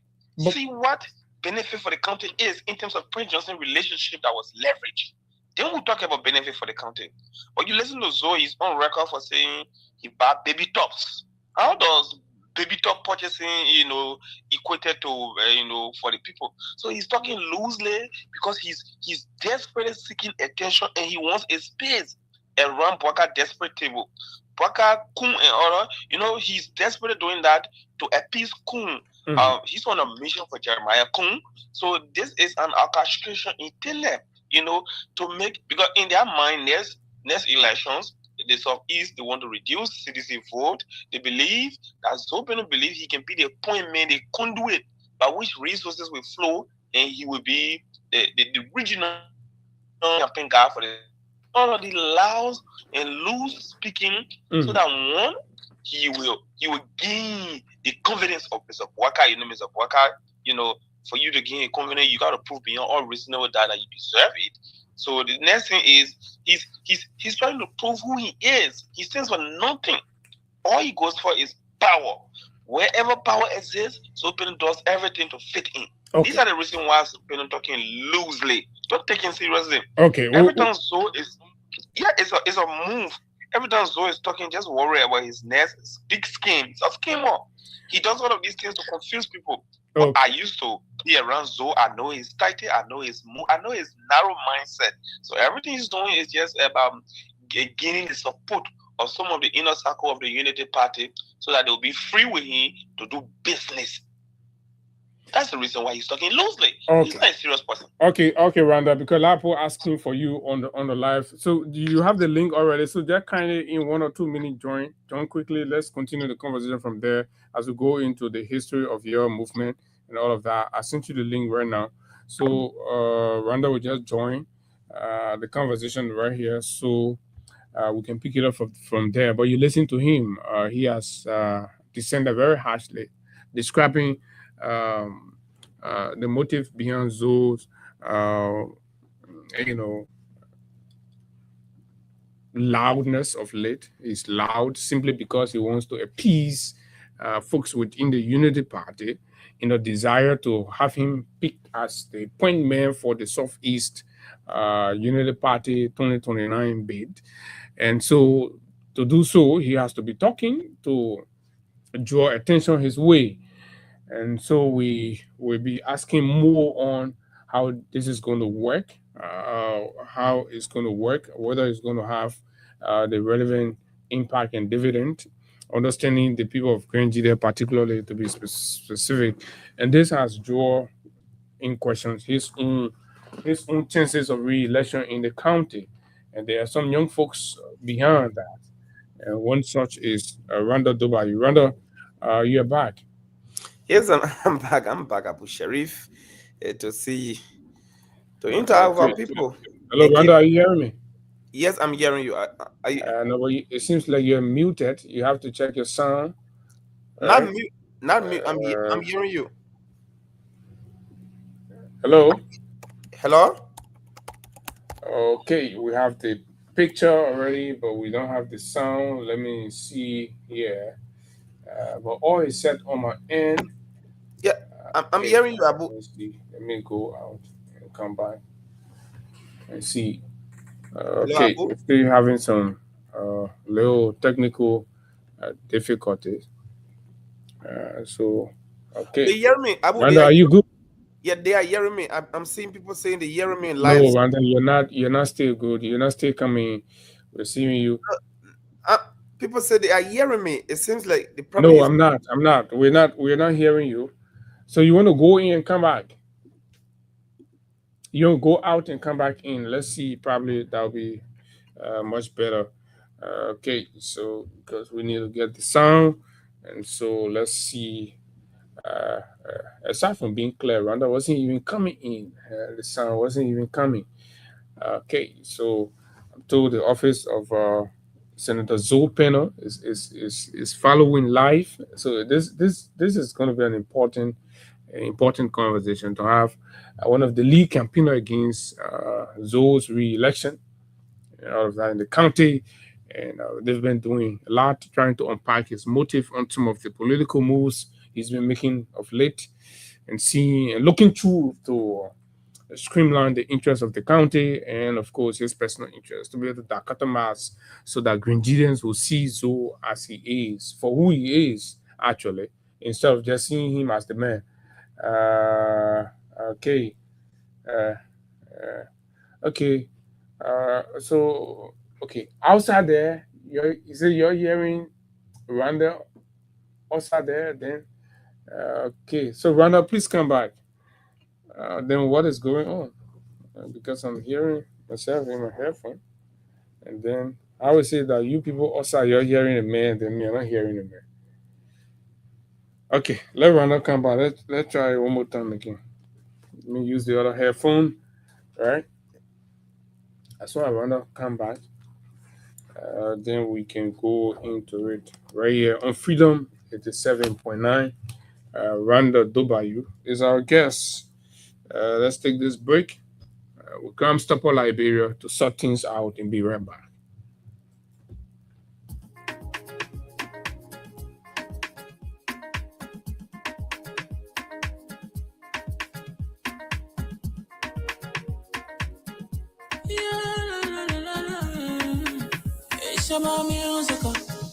There are crimes in many places, in every community, you can see. So if you see crime, you won't report it. Don't take law in your hands for the real authority. Really can't take care of it. Crime Stopper here for us, bringing safety to your door. Whether you rich or you poor, if you see a you must talk it. I mean you cheche. Do it for your safety.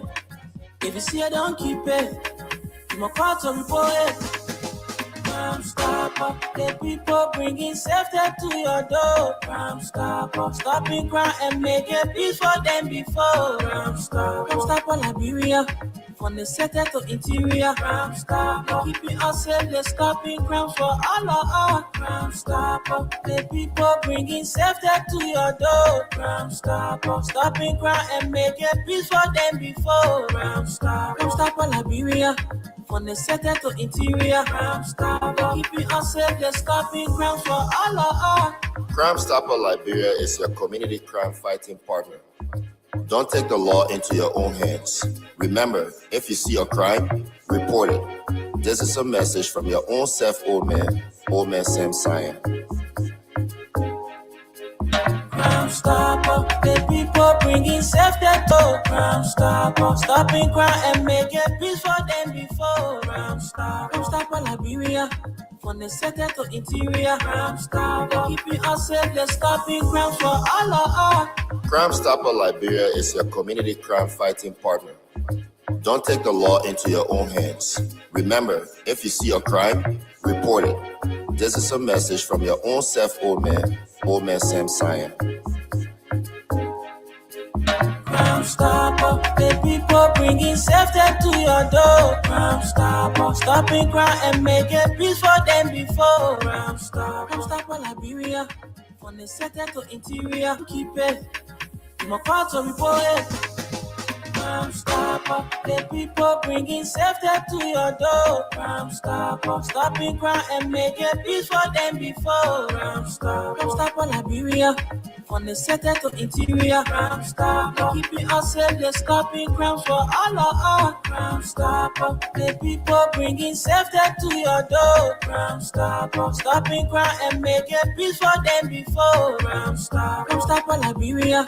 From the center to interior, Crime Stopper, keeping us safe, they're stopping crimes for all of us. Crime Stopper Liberia is your community crime fighting partner. Don't take the law into your own hands. Remember, if you see a crime, report it. This is a message from your own self, Old Man Sam Cyan. Crime Stopper, the people bringing safety to your door. Crime Stopper, stopping crime and making peace for them before. Crime Stopper, Liberia, from the center to interior. Crime Stopper, keeping us safe, they're stopping crimes for all of us. Crime Stopper, the people bringing safety to your door. Crime Stopper, stopping crime and making peace for them before. Crime Stopper, Liberia. From the center to interior, Crime Stopper, keeping us safe, they're stopping crimes for all of us. Okay, Crime Stopper Liberia. So this thing, we're not going to allow technology failure to give up. Okay, I think he's there now. Okay, so let's see. Randall, good morning. Good morning, Abu Sharif. Are you getting me clearer this time around? Okay, what is going on here? I'm having the issue. Yes. Let me see. I'm hearing you very clearly. Okay, Randall, let me hit you up on this end because I don't know the time it will take to cover all these technical issues. Randall, yeah, let's just do it here because the time it will take to cover all these technical issues will be a problem, right? Okay, thank you very much, Abu. I'm getting you very loud and clear. Mm-hmm. And be on the show, Abu, so we can keep it like this. I can be on the stream while I still talk on the WhatsApp. Yeah, that's correct. So we can get Yeah, so you were talking about why this man is going about the things he's going about, and then in the midst of that, you all have put together this Say No to Zoe campaign. Give us the background, the history, and why. So thank you, Mr. Abu Sharif. So I mean, like I said, we put this institution together. This is the background for nearly 21 years now. Mm-hmm. For nearly 21 years now, Mr. Zopeno has been in the legislature. The fundamental question I made also from this movement is, what has Zoe done so far? What does he have to show? Quite recently, it's disgusting. I don't know if you got that video. A journalist in Grenada asking, mm-hmm. for 21 years, what do you have to show? He said his house, his glass house. That was the only achievement. Are you kidding me? I think I saw that video, but I felt it was just cut halfway. I mean, entirely, you're saying that's the only thing he has to show? Yeah, that was a statement by Zoe when your colleague, there's a guy called Sekou Sherif from Top FM interviewed him. Mm-hmm. So, all we have achieved for 21 good years are empty promises, the mass slaughtering of cow and cash handouts to buy votes, induce, indigenous people, our parents who did not have the opportunity to go to school and they want transformation. And for them, then there are challenges in understanding what the role of the lawmaker should be like. Zoe has been aggressively exploiting that. And so his pattern for almost 1 year has not been about the legislature, And the reason again we have funded this institution is that he keeps being elected and re-elected. So be mindful that by 2029, Zoe have clouded 23 good years. So if he ends 2029, meaning he will have been in power for only one lawmaker in the republic will have spent. One public servant will in public services. So That would be William Vakanara Cedric Tolman. So William V.S. Tolman, Erin Snow, and Tomo Fala, by 2023, they will spend the longest amount of time serving in the legislature. Mm-hmm. So that is what you want to put a stop to. Yeah, so it's not just about stop with right? So instead of 21 good years in public service, you must be pointing to tangible, right? You must be pointing to what you've done, your plans. Instead, this individual has been shamelessly demanding in 9 more years. 9 more years for what? Right? So if you've been in power for nearly 3 decades as a lawmaker, every student will want to graduate. Every journalist will want to grow up. When I started knowing you, you never had your own show. Today you have your own show. Every doctor wants to specialize. Everybody in this life want to grow. Our argument with Zoe is that if you feel you've achieved for 20 years and you have gone, you will be 23 years and you'll be vice president of this republic or even president. That is what somebody who has an agenda can do. Because the essence of being a lawmaker, Joe Biden was a long-serving lawmaker. When he the people of Delaware, the next thing is to become president, vice president, and subsequently president. So over these years, if he has achieved the extent that he wants Greenfield again 32 years, he should now be seeking the presidency. So then I ask you, why do you think Zoe Penner, like the cases of those you've named, is not considering going beyond the legislature? Why do you think he's keeping himself confined to the legislature and wanting to remain there? Because he lacks self-confidence, he lacks innovation, mind you. So being in Zion University from the time you Abu were in K2, today you have a degree, you make an impact in life. So it doesn't care about movement. Now, think about 32 years in power. A child born in 2006, right? When Zoe was first inaugurated, with 3 years in 2029, Zoe is still telling us he wants to be a lawmaker, whereas a child who was 0 years in 2006 will be 20.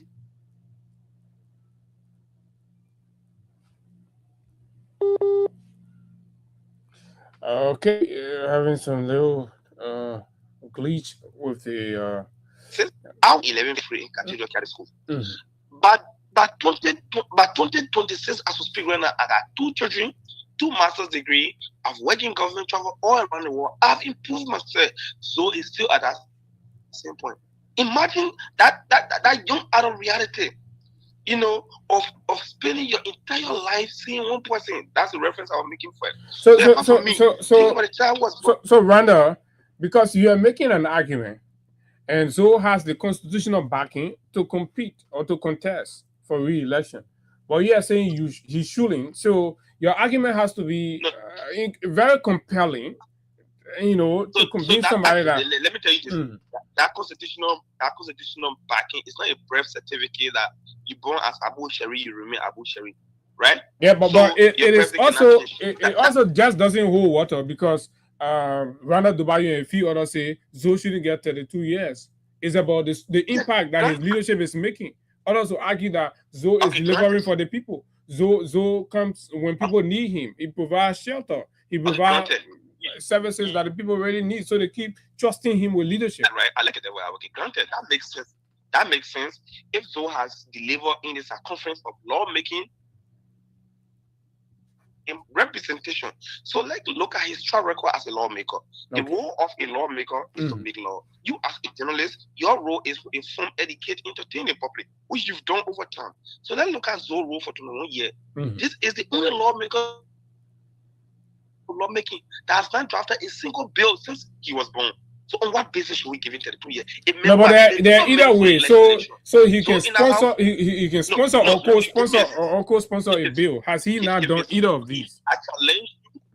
I challenge you as a lawmaker to point out a single bill that has been co-sponsored by you. So has been on the autonomous agency, right? Autonomous agency, right?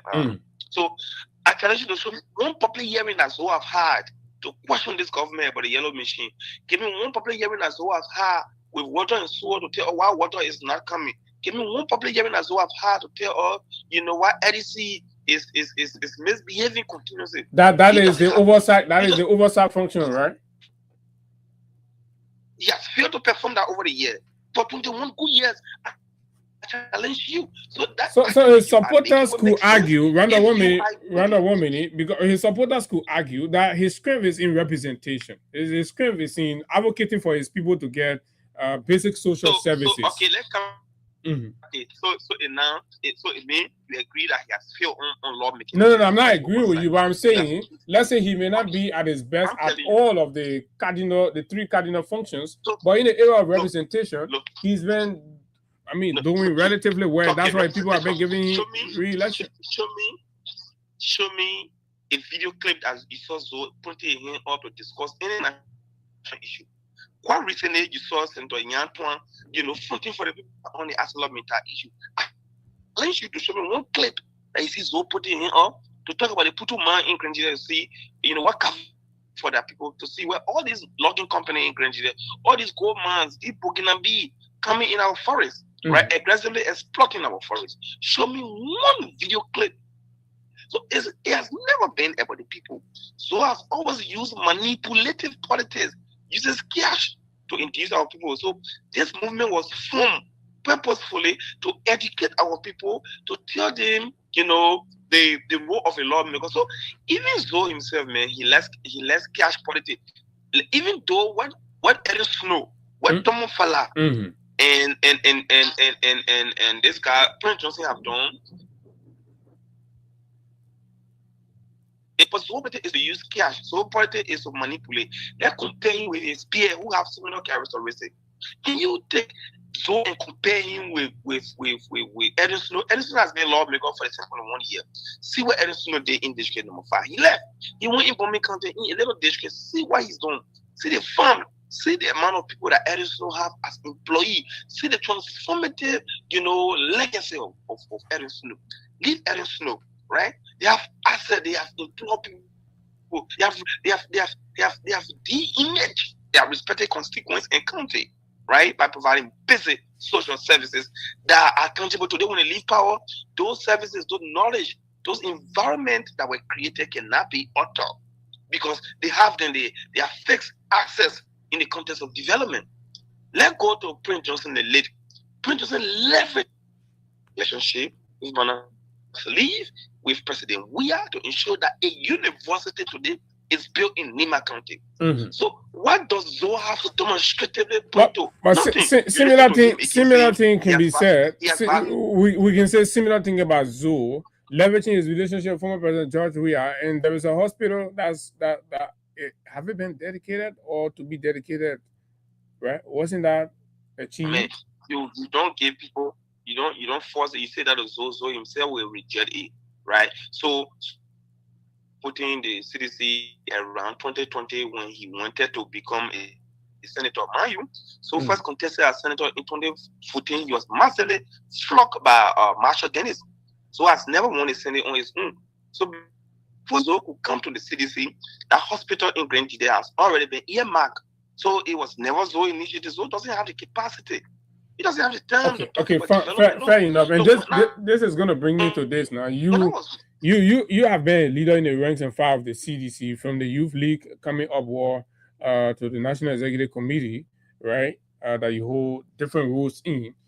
You knew this about Zoe, but you were there and Zoe made his way through the CDC and got elected on the CDC ticket to the Senate. Why didn't you raise these concerns, but you're raising them now? No, we are not yet to shift blame, but we have apologized to Liberian people. It's better late than never. I apologize to the people of Grenada.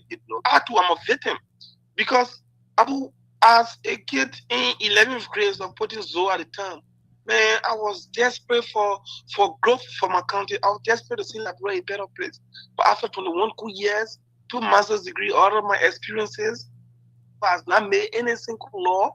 That is the argument we are having today. And on our political governance infrastructure, people have freedom of movement. So had the free chance to move and come to the CDC.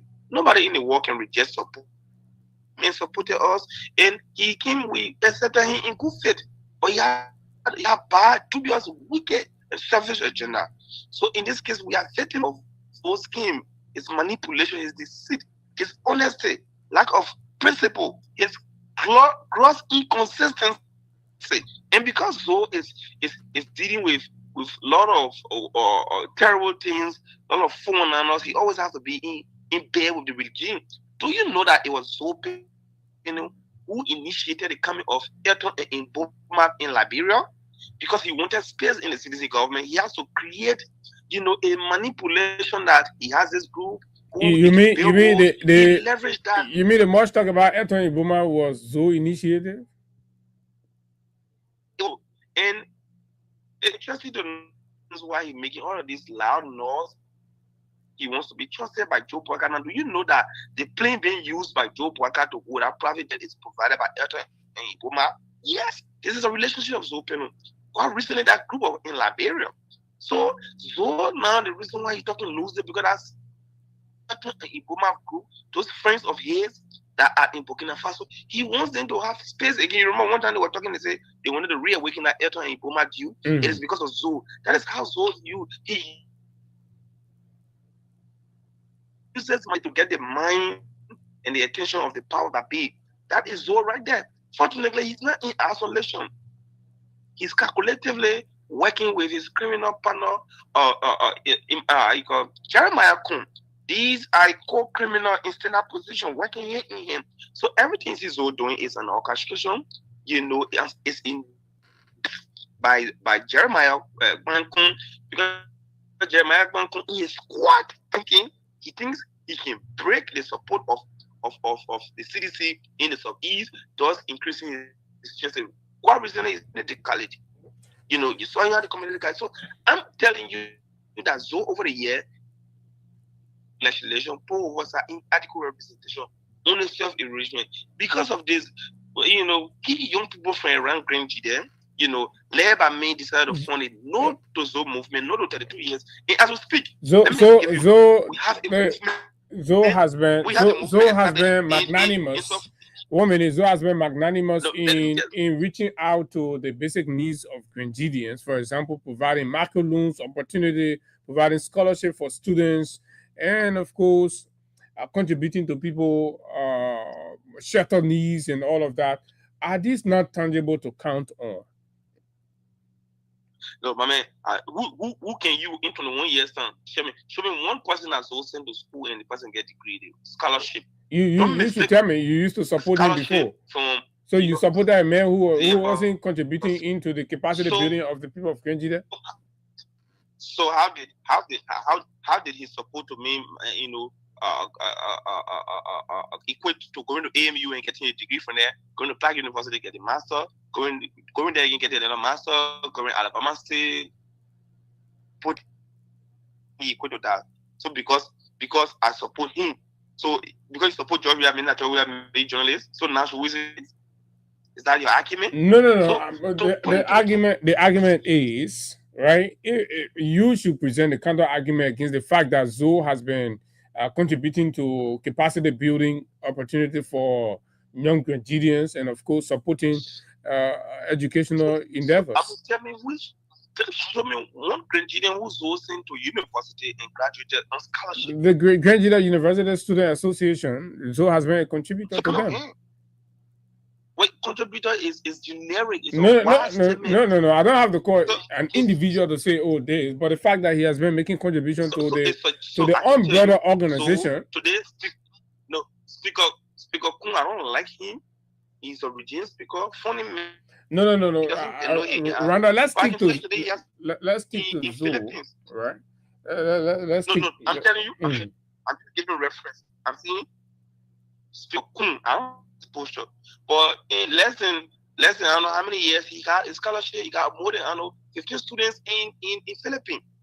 That is scholarship initiative. You can so I challenge you to point to a scholarship initiative that one student will place on the flight taken from Liberia to any part of the world. So I think achieved.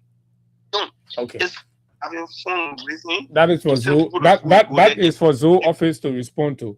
But then beyond that, let's look at the other aspect, maybe the politics to some extent. Zoe has left your political institution, the CDC, and he have cast a lot of blames and, of course, responsibility on the CDC. You've said the CDC has been responsible for Grenjida backwardness, that CDC has benefited much from Grenjida, but they have given little in return. They have neglected the people, and he is leaving. How do you respond to that? So is a loose. He did not leave the party. He was expelled for gross insubordination, for violating, the loyalty clause of our party. The clause can be triggered whenever an individual transfer loyalty to another person, because the fundamental essence of our existence is to ensure that we get power, we fight the system, we fight the regime for their mass and colossal failure. Instead, is in bed with a regime that goes counterclockwise with our modus operandi as a political party. He's done that for 18 good months. 18 good months denigrating, insulting, distraction to the foul march of our movement. So he never leave. He didn't have the guts to leave because he could not win senatorial election on his own. He was massively flogged when he attempted contesting. He was beaten like a village cattle drum, dragged in a political mud, but he came to the CDC. So he could not leave. So you can be on your arms, think. No, that was myopic on his part. And so because we were very tolerant, we lying to go for 18 months. So you expel him, and then he's saying that he does not regret the expulsion simply because the political organization has not delivered much for his people, and he wants a relationship that delivers for the people of Grenjida. So if Zoa made those statements 3 years ago when we were in power, 3 years ago when he was on the plane, flying everywhere around the world, if he had made those statements, see everything in the statement. If Zoe was not flying on every flight of the presidency, if Zoe was not going places, enjoying himself, you hear him saying his daughter is in America, in medical school, his son in Paris, PhD, and all the other places. If he was not getting money to fund his lavish life 3 years ago, if he had made those statements, but making those statements after we lost the election, what do you say about his character? No, but how do you counter the statement? How do you prove him wrong? No, so proving him wrong is what job did you create for the people of Grenjida? What empowerment did you create as a political party in a government then? What job did you create or empowerment did you do? What infrastructure intervention did you make? When you talk about empowerment, I don't know what you talk about empowerment that the CDC made from Grenjida. We made empowerment on roads, right? For roads to be built, you first need to mobilize the resources. What we did as a party for Grenjida is that we mobilized resources for road connectivity, right? And we started off very well. We mobilized the resources in road from Ganta to Second PA, is connected by 2022. We have a 17-kilometer asphalt road already, done. And then we did pull the road on our head and carry Grenjida. The Bon County, Nima, they are all part of Grenjida. So in road connection, you got to start from where you have access.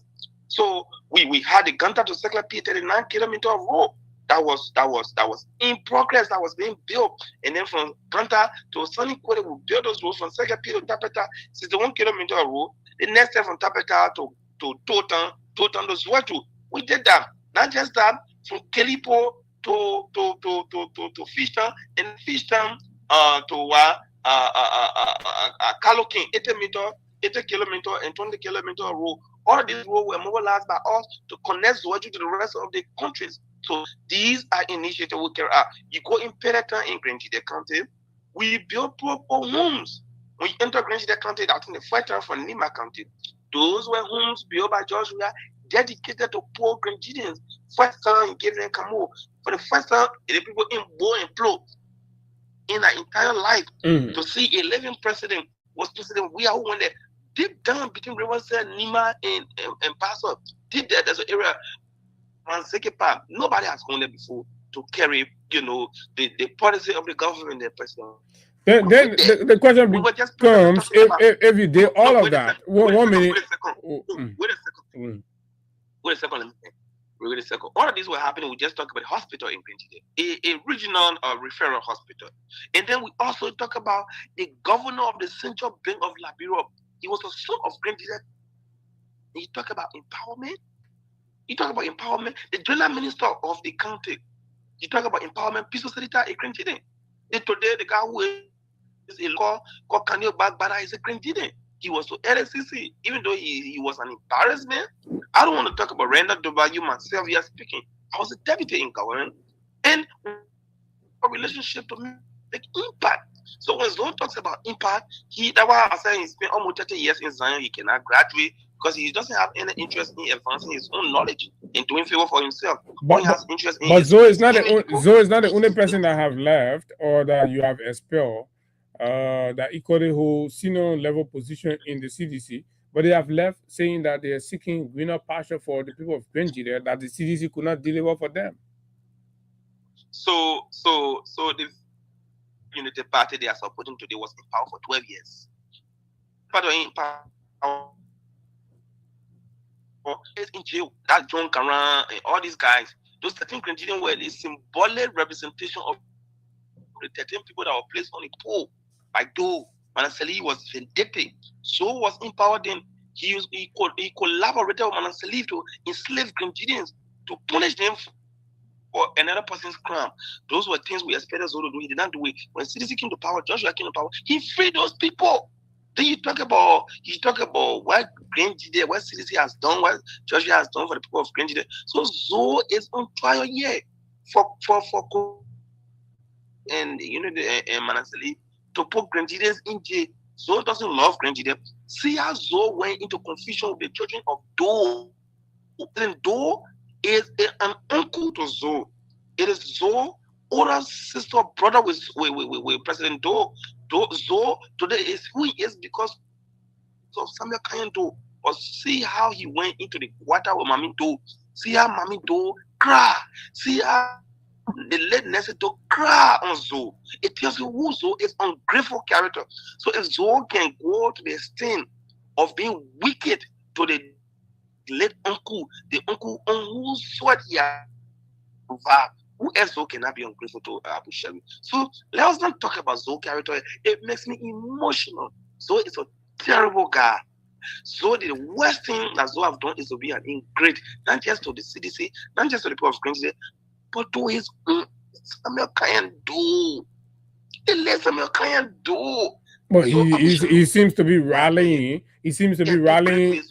He seems to be rallying the base in Nigeria towards the Unity Party. Do you think he will be successful? I mean, even in the worst history of CDC, in terms of electoral history, was 2011. At the time, Georgia did not contest. That Wilson contested. That was the worst history ever. When we quote unquote said so we lost election. In that election, we got 71% in Green. It was the least we ever got it.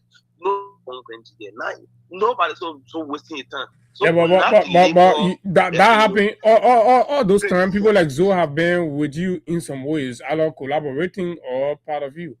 No, but now he's leaving. Zoe was never with us at the time. So supporting the Unity Party. So has never been with the CDC. So only he strained his conscience to come to the CDC because he wanted power. He came here beg. He came to the CDC. So has never been in the CDC. So when you talk about Zoe, I mean, in other words, in or as a collaborator. He has never been a collaborator. Zoe came to the CDC when we already won. How difficult for you to understand that, Mr. Abu Shari? No, because what I'm looking at, this man has presided in the country for well over 20 years. He is well grounded and, of course, known to many with voting and rights and all of that. I mean, he has the personality to an extent for the time that he has been in power, and to lose him, some are saying that Of course, it could be some blow. So let me tell you this, right? Zoe has been Zoju stronghold of Zoe. Zoe came to the Senate in 2020 during the midterm election, right? It was when he came, and since then, Zoe in the last few months and years, those in Green in two zones. He doesn't go to why? Because he is wanted in Zoju. The people of Grenji, they're angry. Iran Madison, well, that mistake has it and try to link. So I don't have the evidence. There is this election worker called or this queen was, I forget his name. He got an electoral magistrate. Mysteriously, it's alleged that Zoe and Otto are ritualistically involved with that guy. And so has placed all the Nigerians in jail and said they vandalized his horse. So he has lost popularity in Zoe. The AG church in Zoe, we challenged him. We started with challenging him. He did not go there. So Zoe has lost aggressively to the extent that Zoe is no. What reason is Zoe in Zoe? Let's talk about that AG church thing. Let's talk about the AG church thing. He brought it up, and it's good that you're talking about it now. Is it true that former President we have made a pledge there that he did not fulfill? Judge, we have made a fulfilled pledge. The money, the 75,000 was given to Zoe and go and deliver, and Zoe failed to deliver to the people of Green. There should be apologizing for his sin. You listen to Carol Gray gave you the debunking statement. You know, George Weah Dawson, he's not a man that can swallow his words. He doesn't promise recklessly that Zoe Penner. You mean Zoe Penner is the one that ate the people money instead? So ate the money, he squandered the money, he diverted the money to few. So it's a handless man. So it's a deceitful character. So when it goes after nutrient, he doesn't care. He's a terrible guy to even waste our time. But again, we have to do this because it's our responsibility to educate, inform, and redeem our people and make them understand that Zoe needs to free Grenjide. Grenjide needs redemption. So they know the Zoe movement, they know the 32 years movement. Today, as I speak to you, we have a branch in South Korea headed by Lawrence Garrett. We are not just stopping there. We also have a branch in Europe, in the UK, headed by John Akinire, a very Grenjidian and artist specialist. And we also have a branch in Canada, headed by a progressive young Grenjidian called Mr. Kamara in Canada, who has our Canadian branch of the Nodoso. And we have one in the United States of America, headed by Alicia among the progressive lady. She hails from the same town of Zoe Penner. She is a question to Zoe Penner, in fact. But these people, all these people you're naming, they're way across the Atlantic. We are talking about Grenjide. I mean, how is the message resonating? How is the message resonating in the county? I was just listening. All of our group is just interrupted. We have another group, Notoso, in Monserrato, coordinating all students and Grenjidians living in Monserrato, headed by Mr. Sylvester Clark. And then in Grenjide County, the model entity is there. It's headed by a former representative candidate, a young man called Samson Bosso. That model body is in Grenjide. We have all of the, I think, 72 plus communities in Zoju. We have churches everywhere. We have our global advisor, Mr. Mone William, and then we have Mr. Stephen Doyle. He's a progressive young Grenjidians. And so this movement is not just a movement in the belly of Dubai. I'm the global leader. And lastly, I ask you, and then I go to the phone lines. Will this movement succeed, or is it a movement disguised that's going to be there to further campaign for Zoe instead of denying the chance? Our intent now, as I speak to you, so he's being booed, he's being questioned, the message is resonating. We keep asking, where are the laws? How many laws have you made? Your major role is to make law. So is the only lawmaker who doesn't like making law. The lawmaker who doesn't like legislating. The only lawmaker lawmaker who doesn't talk about law. So people now have started asking, so this is the essence of this school. The essence of this school is to go around the country and compare oversight role of all lawmakers to what Zoe has done and tell our people the role of the lawmaker. If Zoe wants, let him go to LACE or let him go to some welfare entity. If he feels the people need zinc, let him legislate that, let him come to the budget and support the people. Not to take cash, new money. All got their information, and most of this money, he printing those money from China here in Jeremiah. They use them to lie. They are the one, triggering inflation in that country because they bring in money outside the formal sector. You are accusing the senator and the vice president of printing counterfeit. Is that what you're saying? My man, they think that open secret. Why you think so always need a government backing? So it's a PM. Why you don't know that? But okay. Everybody knows. So if you don't know that, then you should beg me for. You should take me for give you a news. Let's go to the phone. You don't know that. But you be the first journalist who don't know that. The phones are already ringing. Good. 0776 104 104 086 500 104 plus 231 86 500 104 are the numbers to call to be live. Okay, let's take you. Randall Dubai is our guest. Good morning. Yeah, good morning, Abu. How you doing? Good morning. Okay, this is Ziggy Amanga from my political reservoir. I understood the brother in studio of guest is a very eloquent guy. I monitor him very well. And you just asking the last question, why are you accusing the vice president and Zoe? Can you remember 2020 you have a ticket or let's say election ballot was free for Grand July to talk with bread? That was in Bobby County. And Bobby County who were found in Grand July. So why can you think that he's not a BM? And then you tell the conservative coming to the CDC was not coming to the CDC to play a loyalty. You were coming to the CDC to seek something. So let me comment about you and the other guys. The issue of the guy who was saying they will get changeable. 2029 is something, the election is changeable. So you agree that Zoe should not go back? Why should he go back? If you go in by then you show something changeable, but you have spent 2021, it's too long that talkment scenario going to follow in this country. Okay, let's take more. Good morning. Yeah, good morning, Abu. Good morning, sir. And good morning to your guest. Well, my name is Mohammed Donald Jr.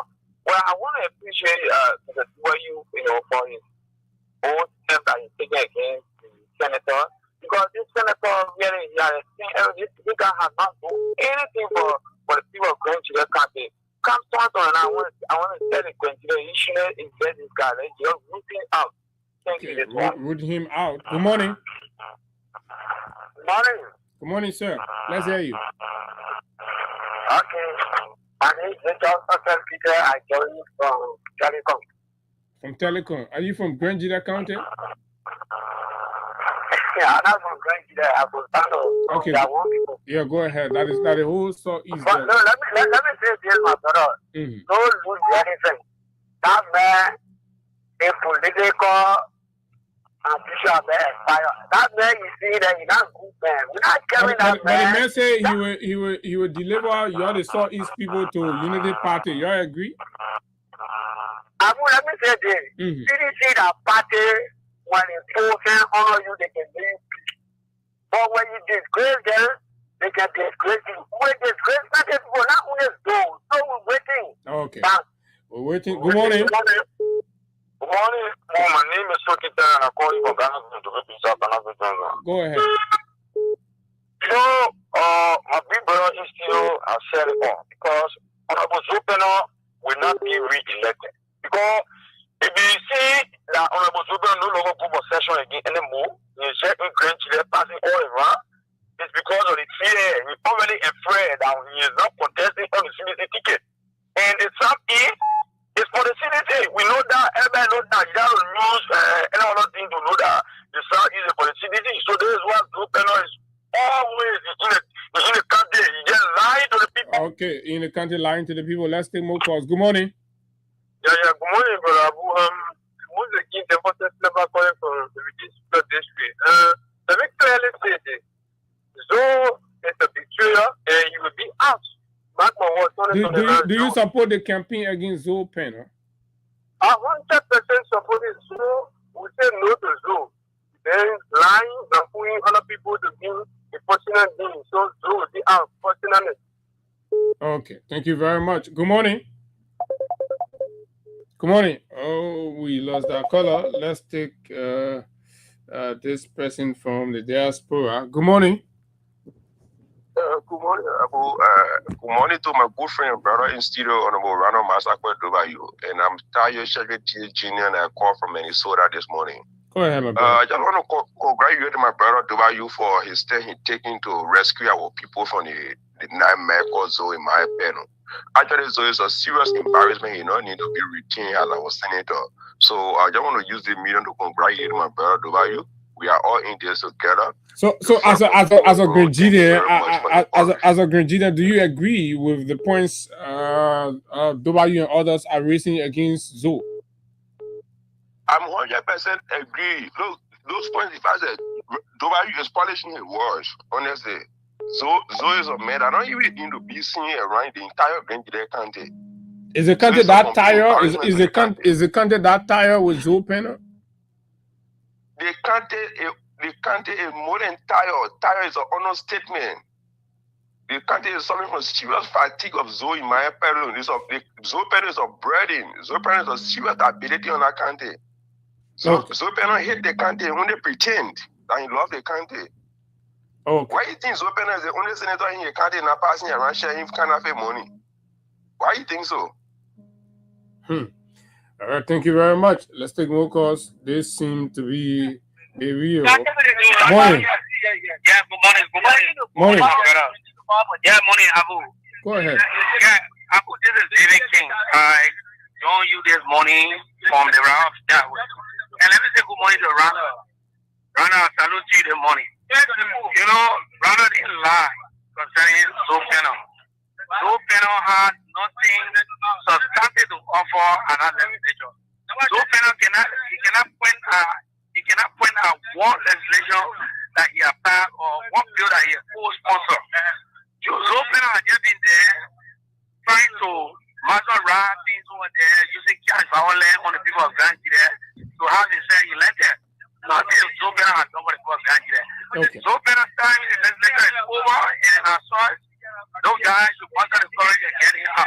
Okay, muster the courage and getting out. Good morning on this other line. Good Sherry. Morning. Yeah, good morning to your studio guys. My name is James Tama. I do join you from the second. Let me first commend your studio guest for key point. You know, embarrassment to CDC.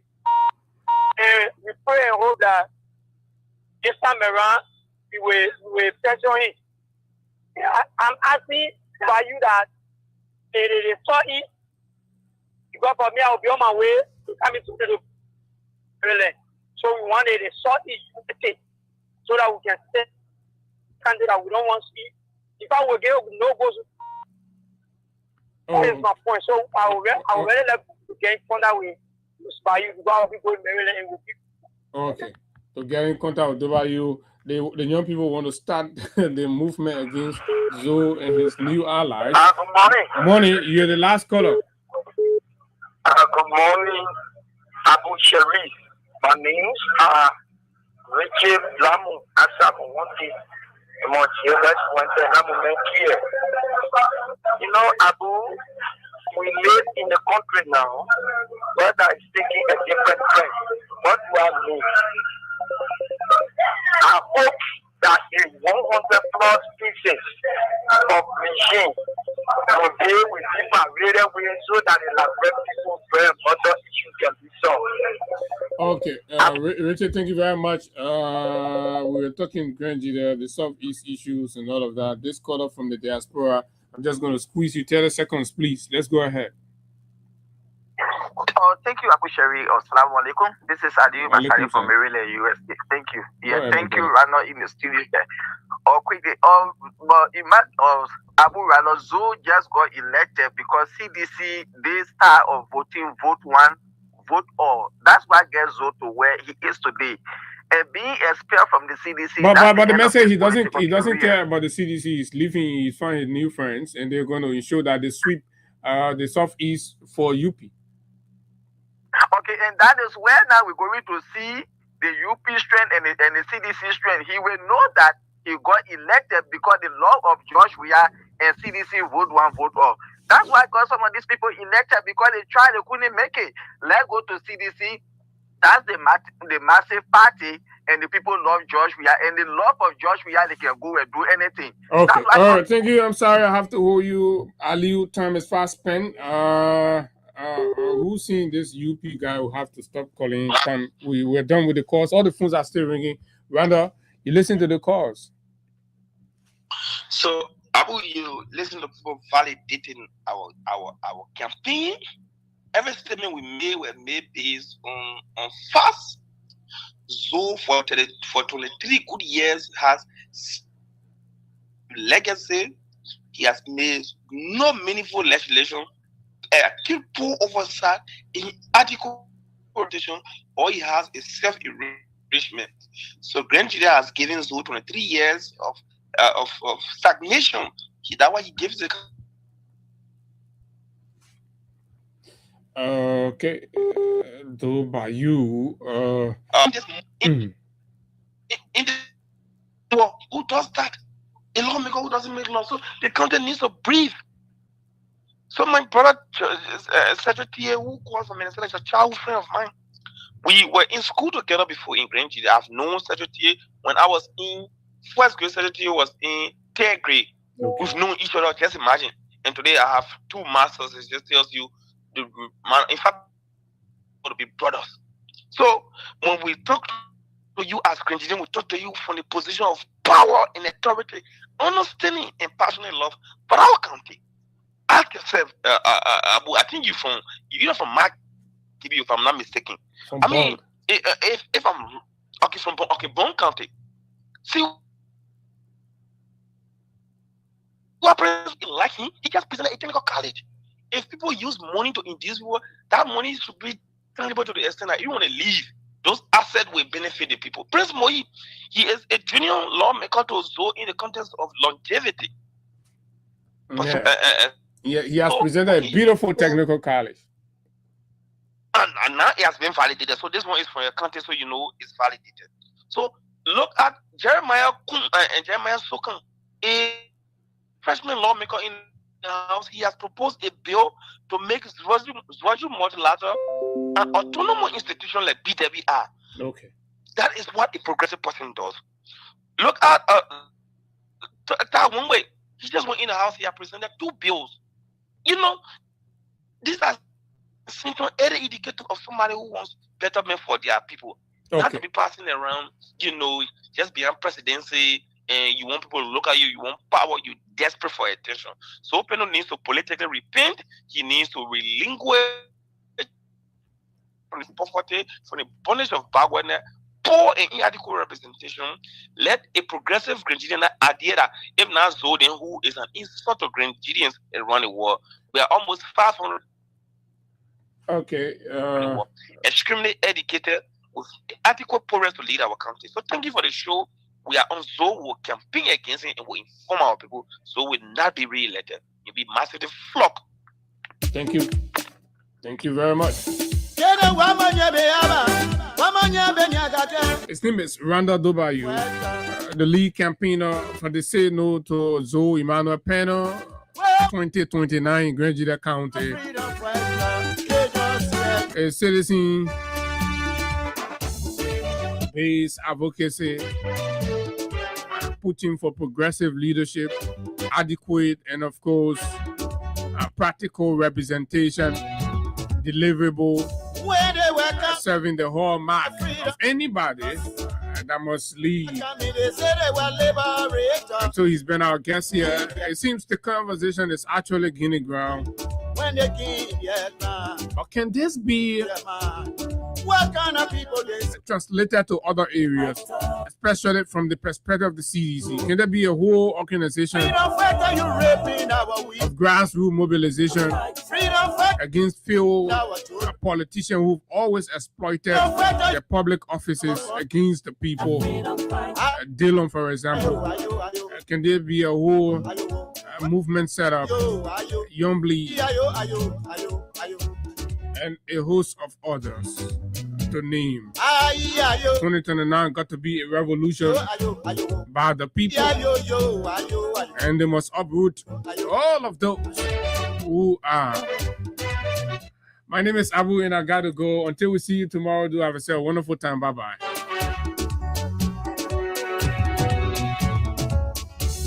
When they were coming, they said they were liberators.